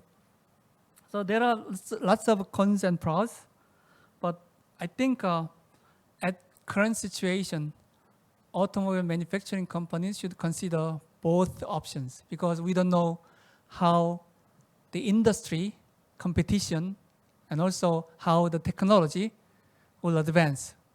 Because, for example, let's say self-driving car is commercialized, and then we get a lot of accidents.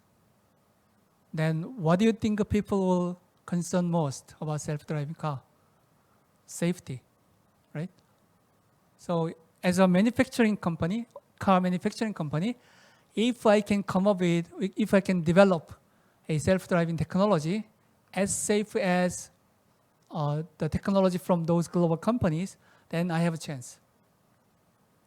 But on the other hand, if safety is not an issue and people are more concerned about good service, then probably those global companies like Google or Tesla will be able to provide better service, in-car services, right, than individual car manufacturing companies. So we don't know which will happen. So that's why I think that automobile manufacturers should consider both options, okay? All right, anyway, so let's move on. Let's skip this one. Let's talk about Industry 4.0 strategy. And I think all of you know what Industry 4.0 is, right? So applying AI and IT to manufacturing facilities so that we can full flexible manufacturing facilities, right? So when you think of Industry 4.0, we think of robots, right? And automatic manufacturing facilities and so forth. And the ideal Industry 4.0 is something like this. Customers place orders, and then as soon as we get those orders, our manufacturing facility automatically restructured, right, and shuffled, realigned, and it produces the customized products for individual customers. Any design, any order can be processed by our manufacturing facilities. This is the ideal case, right? individualized, customized products can be manufactured at low cost. And do you think it is possible with current technologies? No, that's not possible. Because manufacturing facilities are basically physical technologies. So no matter how hard we try, we cannot come up with full, flexible, customized manufacturing facilities, right? So current situation is most companies, manufacturing companies, they partially adopt some sensing technologies, some ITs to improve their quality of manufacturing or speed of manufacturing, right? But eventually, more and more manufacturing facilities will be automated and IT or AI enabled. But I think it will take time. So one thing I'd like to suggest to you is that please do not have some wrong expectations about AI or IT. For example, some people say that since AI is advanced so quickly, then we'll be able to apply AI to our manufacturing facilities in near future, and we'll have very flexible manufacturing facilities, right? But that's wrong. Because again, the key point here is manufacturing, the core technologies, physical technologies, right? So you have to remember that. So it'll take time. Yeah. But I'm not saying that you should ignore AI or IT in your manufacturing industry. What I'm saying is you should try to adopt AI or IT, but with caution, with a full understanding about your manufacturing technologies. So the criteria is if you have to make decisions on which area in your factory you should adopt IT, the criteria is whether you can collect complete data for that section. So for example, do you know what is most common technology that manufacturing companies are adopting among the AI technologies? The question is, what AI technologies do you think most manufacturing companies are adopting most commonly? QC. So a lot of companies use image processing technology, AI, to check defects. So the reason is, in some companies, some products, the defects can be easily detected through the image, right? And for those companies, they can easily adopt image processing AI, and they can use it for detecting the defects. But in other manufacturing companies, defects cannot be detected through image, right? So in that case, you cannot adopt AI for the QC, the defect detection. So the key point here is that, again, you should be able to collect complete data for the area where you are considering adopting AI. Otherwise, AI cannot do anything. AI can do nothing for you because you do not give data to the AI. So that's the most important criteria, right? Okay. Okay, let's talk about some strategies by industries. Okay, manufacturing industry. Let me talk about manufacturing industry first, okay? I said manufacturing is very physical area. So that means IT cannot help manufacturing process itself. In other words, IT cannot make your manufacturing line faster, right? Obviously, it can help in other ways, such as detecting defects or improving inventory management and so forth. But what I'm saying is IT cannot change the physical characteristics, physical traits of your products, right? Because the products are physical. Then how can IT help your manufacturing company? Let's think about a product. Suppose you are a manufacturing company. You are obviously producing some products, right? Then what values do you think your customers will get from your product? Obviously, some physical value, right? If I buy a desk, I buy it because I need the physical value of the desk, right? But one thing you need to remember is that any physical products, all the physical products have information value as well. So what is information value? Let me give you an example. Okay? This is jet engine. And this is an example of GE. And jet engine is a typical physical product, right? And since it's a physical product, GE manufactures the jet engine and they sell it by unit, certain price per unit, things like that, right? And also, since it's a the cutting edge technology, the jet engine has a lot of sensors, hundreds of sensors. But what GE did was, GE made these sensors IoT. So in the past, these sensors had only internal memories, small internal memories. So the sensors collect data real time, but they can store only small amount of data. And then after the airplane lands, engineers connect special devices, special equipment to the jet engine, and they download the data and analyze the data. But GE made it IoT. So all the sensors now have communication module. So the real-time data is collected by sensors, and they send it to airplane. The airplane sends the data to GE real-time. So now GE can collect all the real-time sensor data from all the airplanes flying real-time, right?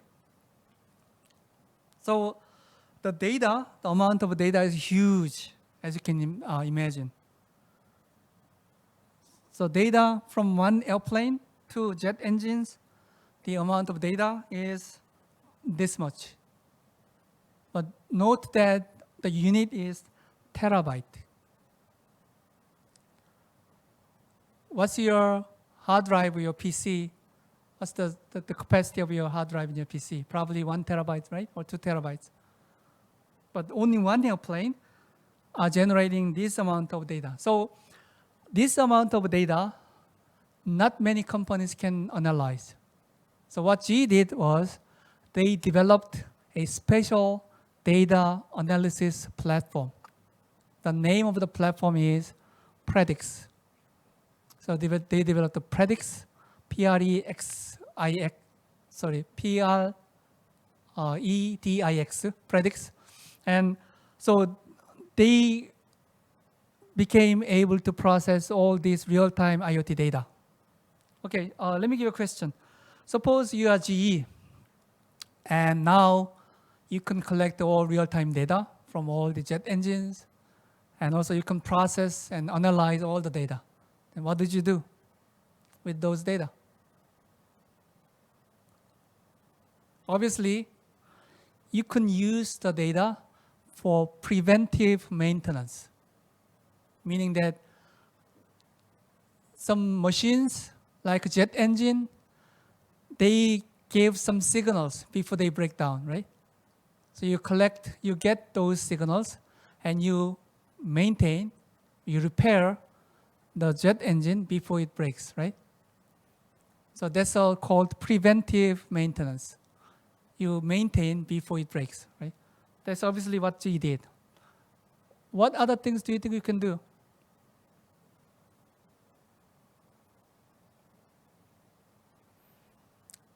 You can optimize fuel consumption. Since you have all the historical data of flying in various weather conditions, right? Various wind conditions and so forth, you can tell the optimal setting for fuel economy.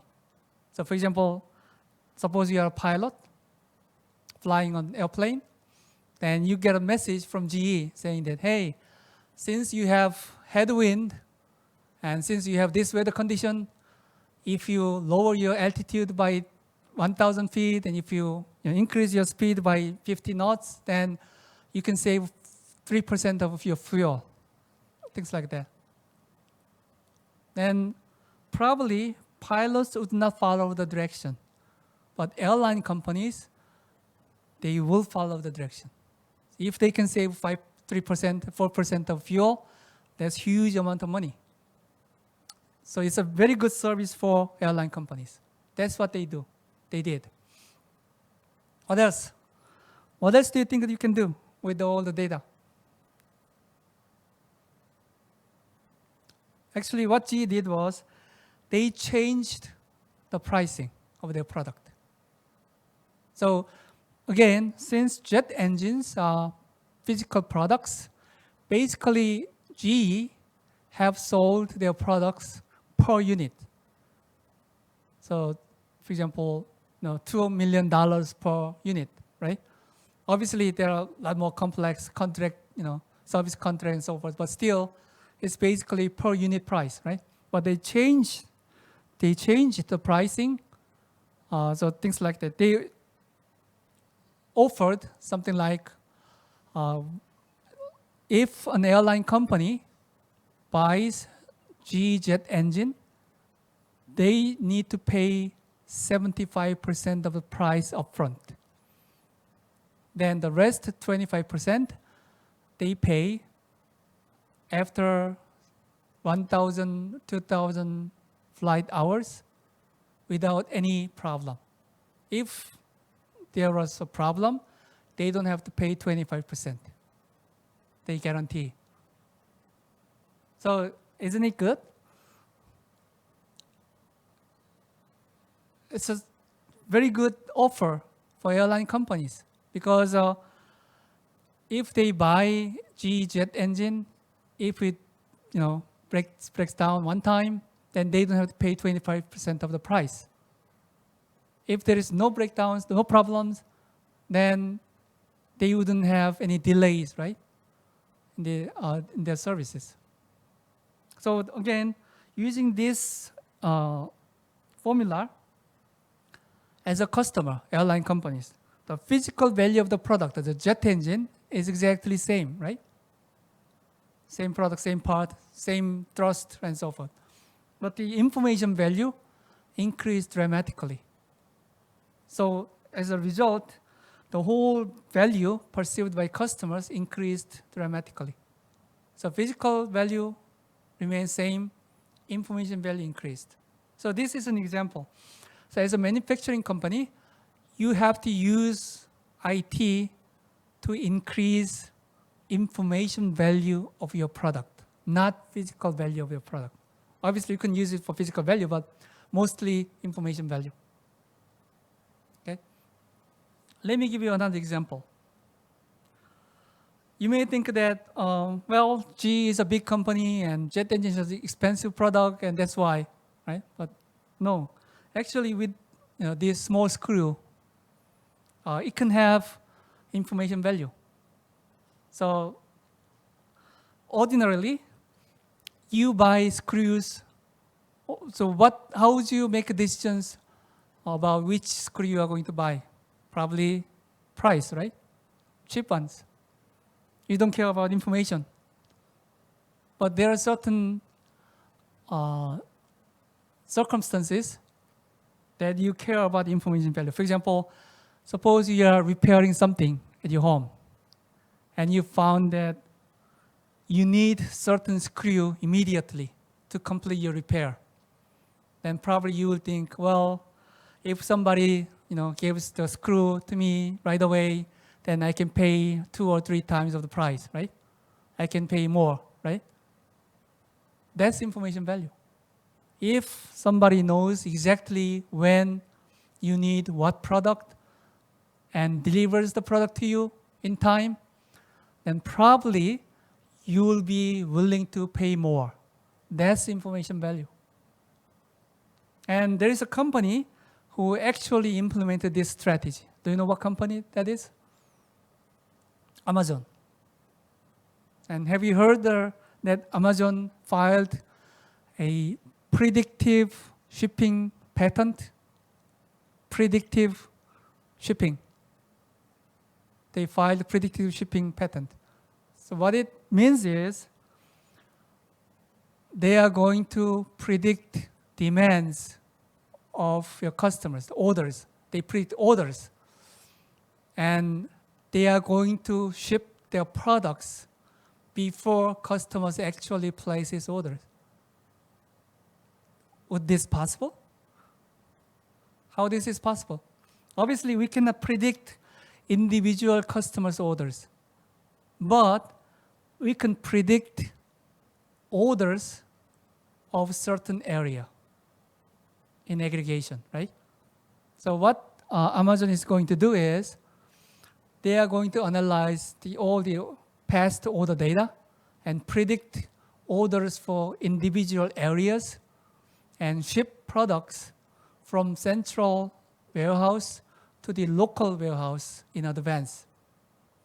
So what is the result of this one? As a customer, in the past, I had to pay expedite shipping to get products next day, right? But now, I can get products next day without expedite shipping. I just need to pay regular shipping. Isn't it a big value for customers? Yeah, it's a big value. And where did the value come from? From information. So that's the value of information. So you have to think about what information value you can create with your products, right? So I think that's the key point. Okay. And also, as a manufacturing company, probably you are interested in home appliance industry, right? Home appliance industry strategy. First, I think home appliances, especially the home electronics, I think that's the area where there will be one of the biggest impacts of AI. Because as I said earlier, home appliances, we can easily integrate AI with home appliance products. So you have to consider what AI technologies you can combine with your products and what AI technology will give most value to your customers. And again, it doesn't have to be cutting-edge technology. Okay. So one general rule is the way you can improve the information value is add sensors to your products, especially electronic products, and try to collect the data. So once you collect some data, then probably you can do some preliminary analysis with the data, and you can get better understandings about how your customers use your products.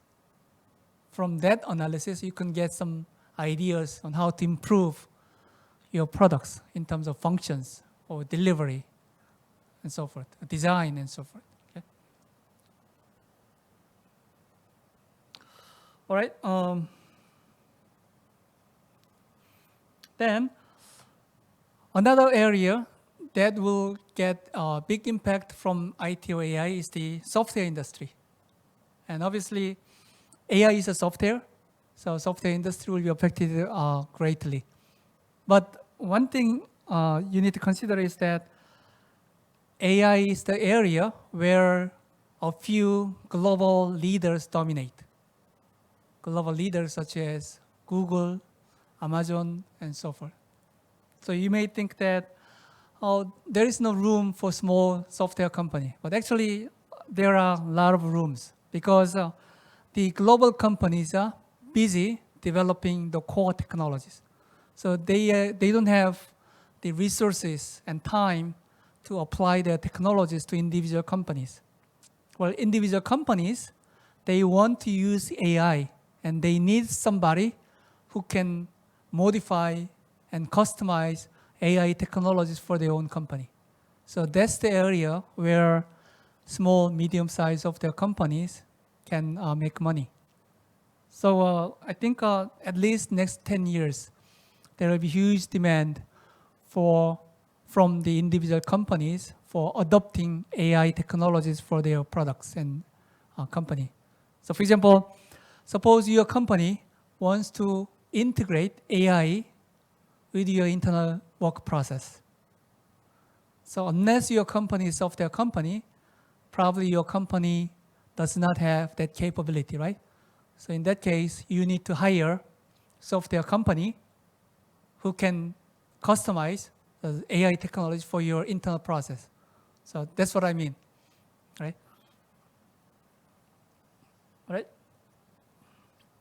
All right, so that's probably all what I prepared. But I'll take questions through the chatting room or microphone. Let me answer the third question I got, okay?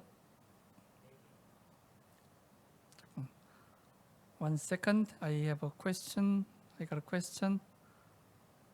Thank you for the useful topic. Basically, the bigger companies are strong enough financially to implement the Industry 4.0 in their businesses, both creating awareness among their staff and providing it with equipment required. What is your idea about SMEs application of Industry 4.0?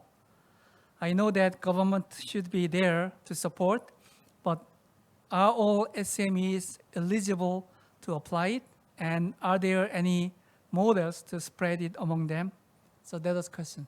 So it's a question about what should SME do for Industry 4.0 and other technologies.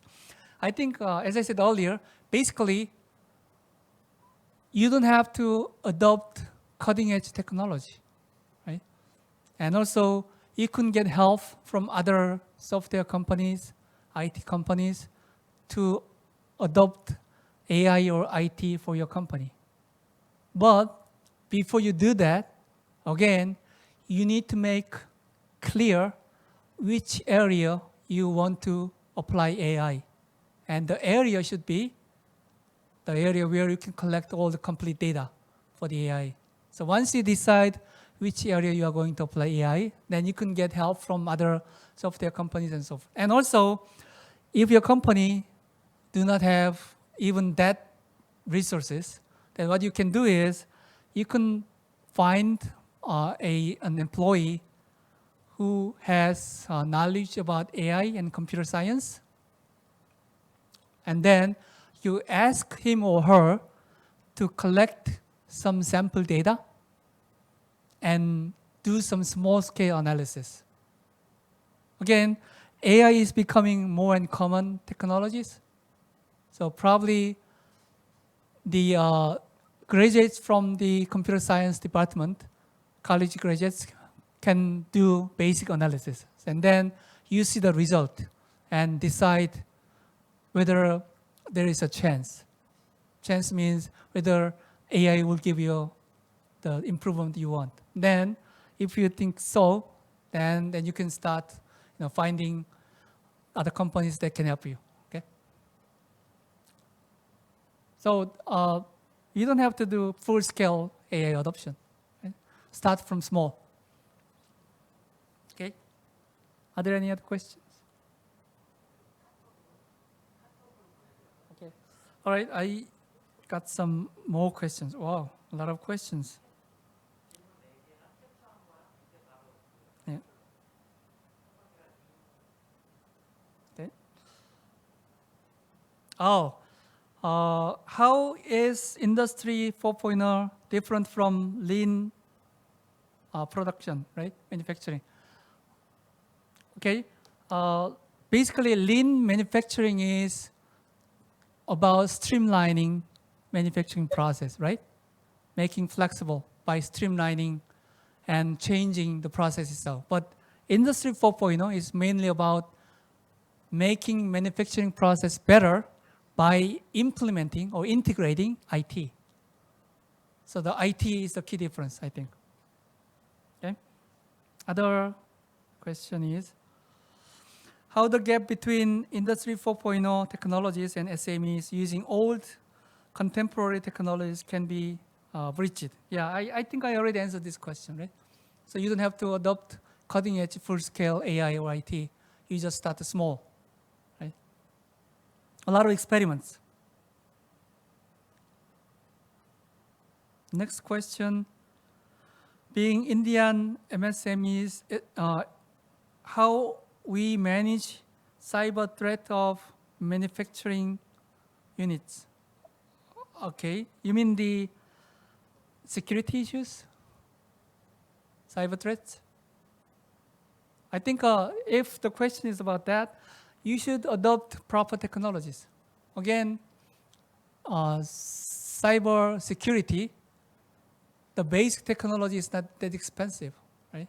You can, buy some packaged software, or you can hire a person having expertise in the area, then probably you can solve the question and the problem, okay?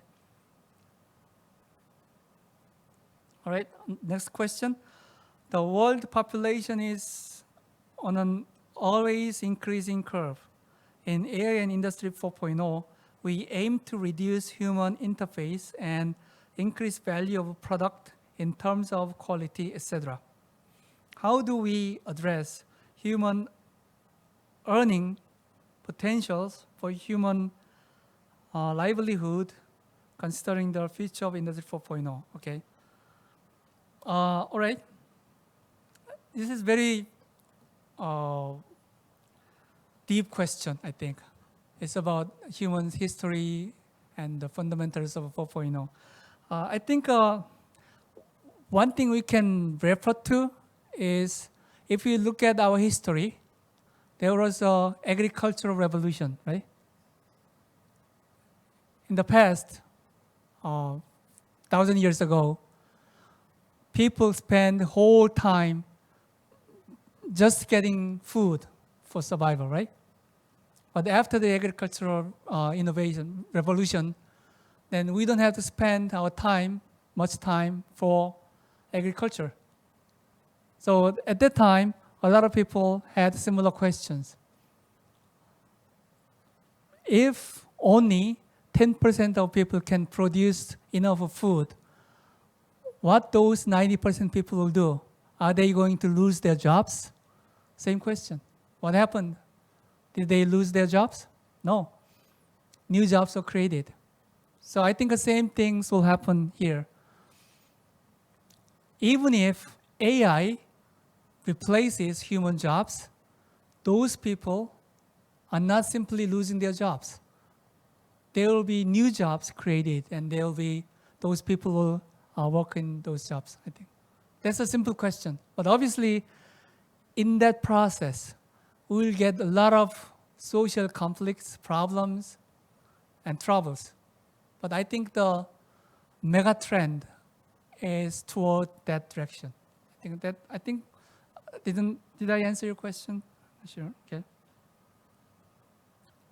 So as a human, what we need to do is, we have to prepare for that era. So simple tasks are done by AI, then obviously we'll have to find a more value-adding jobs, then we'll have to be prepared for that type of jobs. Okay? I think that my answer was quite abstract, but still, I'm talking about the directions. Okay? How does the concept would affect the product qualitatively or impact on rejection rate of products? You mean the Industry 4.0, I think? Yeah. Okay, I would say if proper technologies are utilized, then you will get better quality of your products. Because the example I gave it to you, the defect detection, if you use proper technologies, probably AI will be able to detect the defects better than humans, which means higher quality and lower cost, right? Okay. So that means probably higher rejection rate if your manufacturing technology is the same. But again, there is also a possibility that you can improve your manufacturing technologies using AI or IT, right? Can countries that do not have full experience of the third generation of technology jump to the fourth generation of technology without this experience? Well, I think that's yes and no. So the yes part is if you are talking about pure IT, the answer is yes. We have many examples, right? For example, China, they jumped from landline telephone to smartphone, right? And also, for example, in Japan, Japan was very advanced country, right? But have you been to Japan recently? Since Japan was so advanced in 50s, 60s, and 70s, they had really good systems for cash payment, right? All the stores have, cash or also the changes and so coin change systems over. So now, Japan, the rate of credit card use in Japan is still, I think, 20% or 30%. But in Korea, we have 95%. So if you are talking about IT, again, IT is virtual, so it advances so quickly, so you can jump from step 1 to step 3. But if you are talking about physical technologies, it'll take time. Because physical technologies, you need time to catch up. Right? You need time and investment to catch up, right? All right, next question. What industries will be impacted by disruptive changes by IT technologies? Does it affect education strategy? Yes. I think education is one of the industries, areas that we affected most by IT. Because if you think of what education is, what is education? What is education? You can, give me probably thousands different answers, but in my opinion, education is information delivery, right? In a sense. Obviously, there is coaching and also some human relationship and so forth, but basically the core part of education is information delivery. And information delivery can be done by IT very effectively. So I think we all experienced through the COVID-19, right?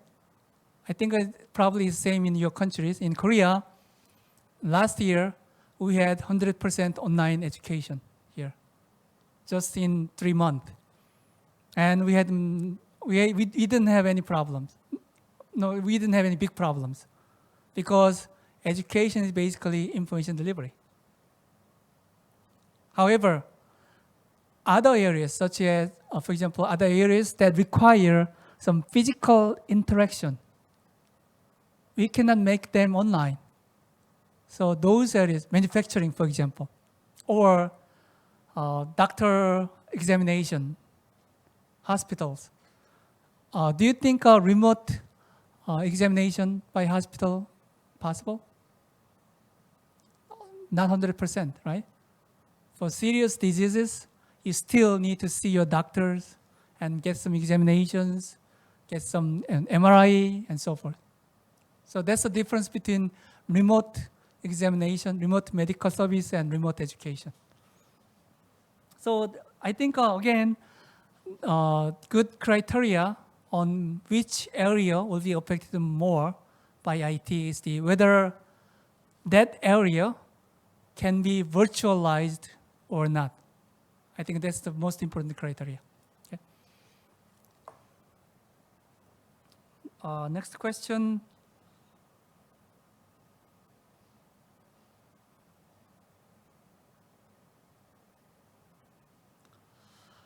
Okay.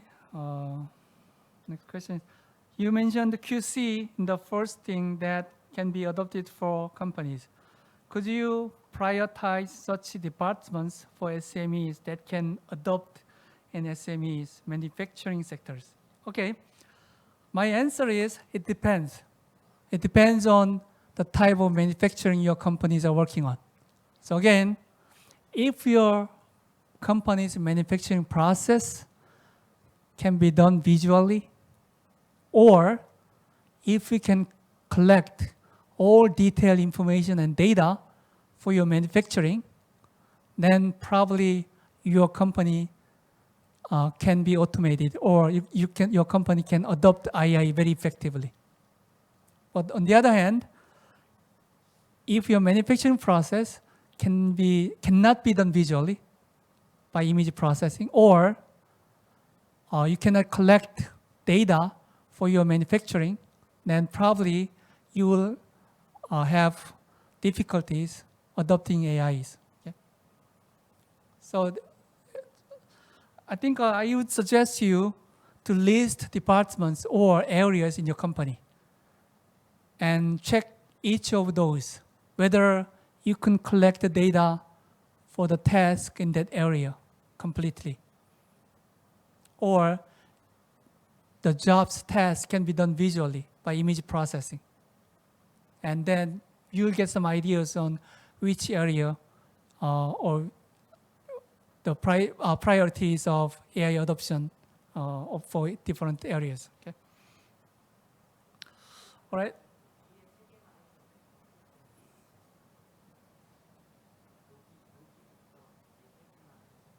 Yeah.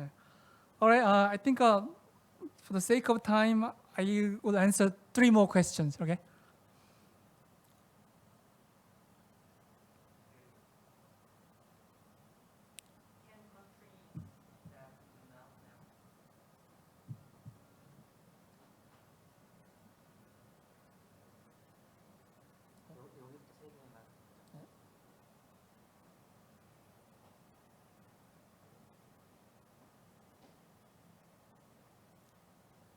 Oh, I think I already answered the question. Okay.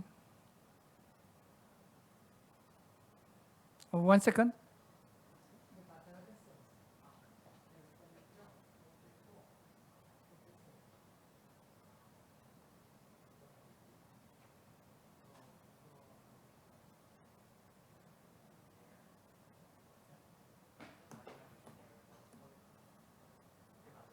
Yeah.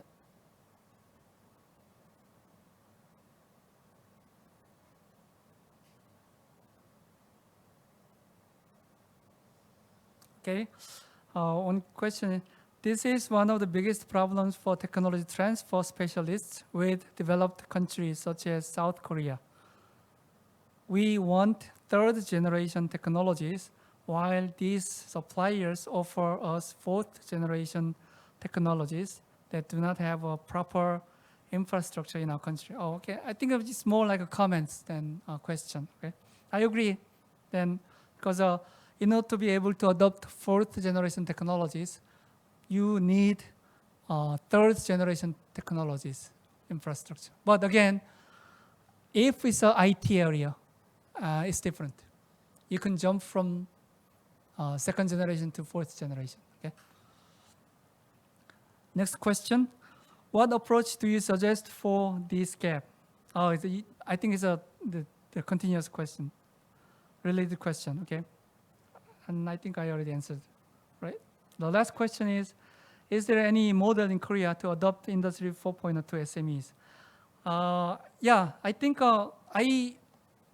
actually talked to a lot of managers, CEOs, and SMEs in Korea, and I learned that many SMEs in Korea, they are considering adopting AI or IT, or they already have adopted AI. So for example, the example of visual, the QC that I mentioned, that's actually from one of the SME in Korea.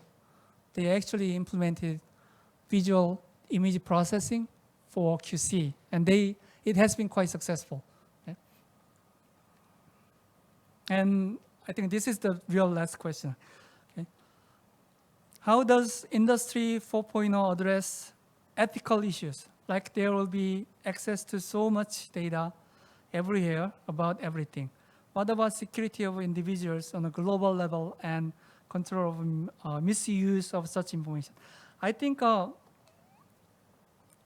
this is a continuing problem, endless problem. We wouldn't have complete solution for this problem. It's like a shield and spear, right? No matter how good defending technology you come up with, the attackers will come up with better attacking technology. But that's a hacking security issue. Another issue is the privacy, right?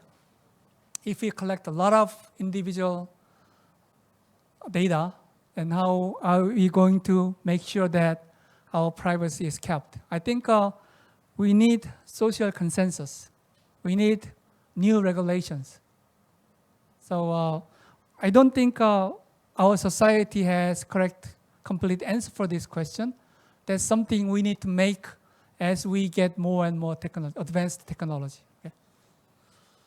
All right, I think that's all for today's session. And I really appreciate your attention and a lot of our questions. And I hope that my talk was helpful for your business. Okay, thank you very much.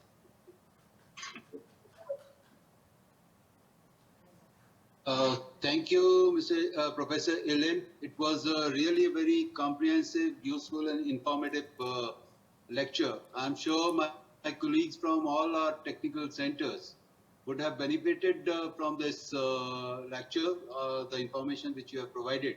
And maybe in future, whenever the COVID situation eases down, we'd like to invite you to India, to our technical centers, to physically address our colleagues and give the benefit of your knowledge.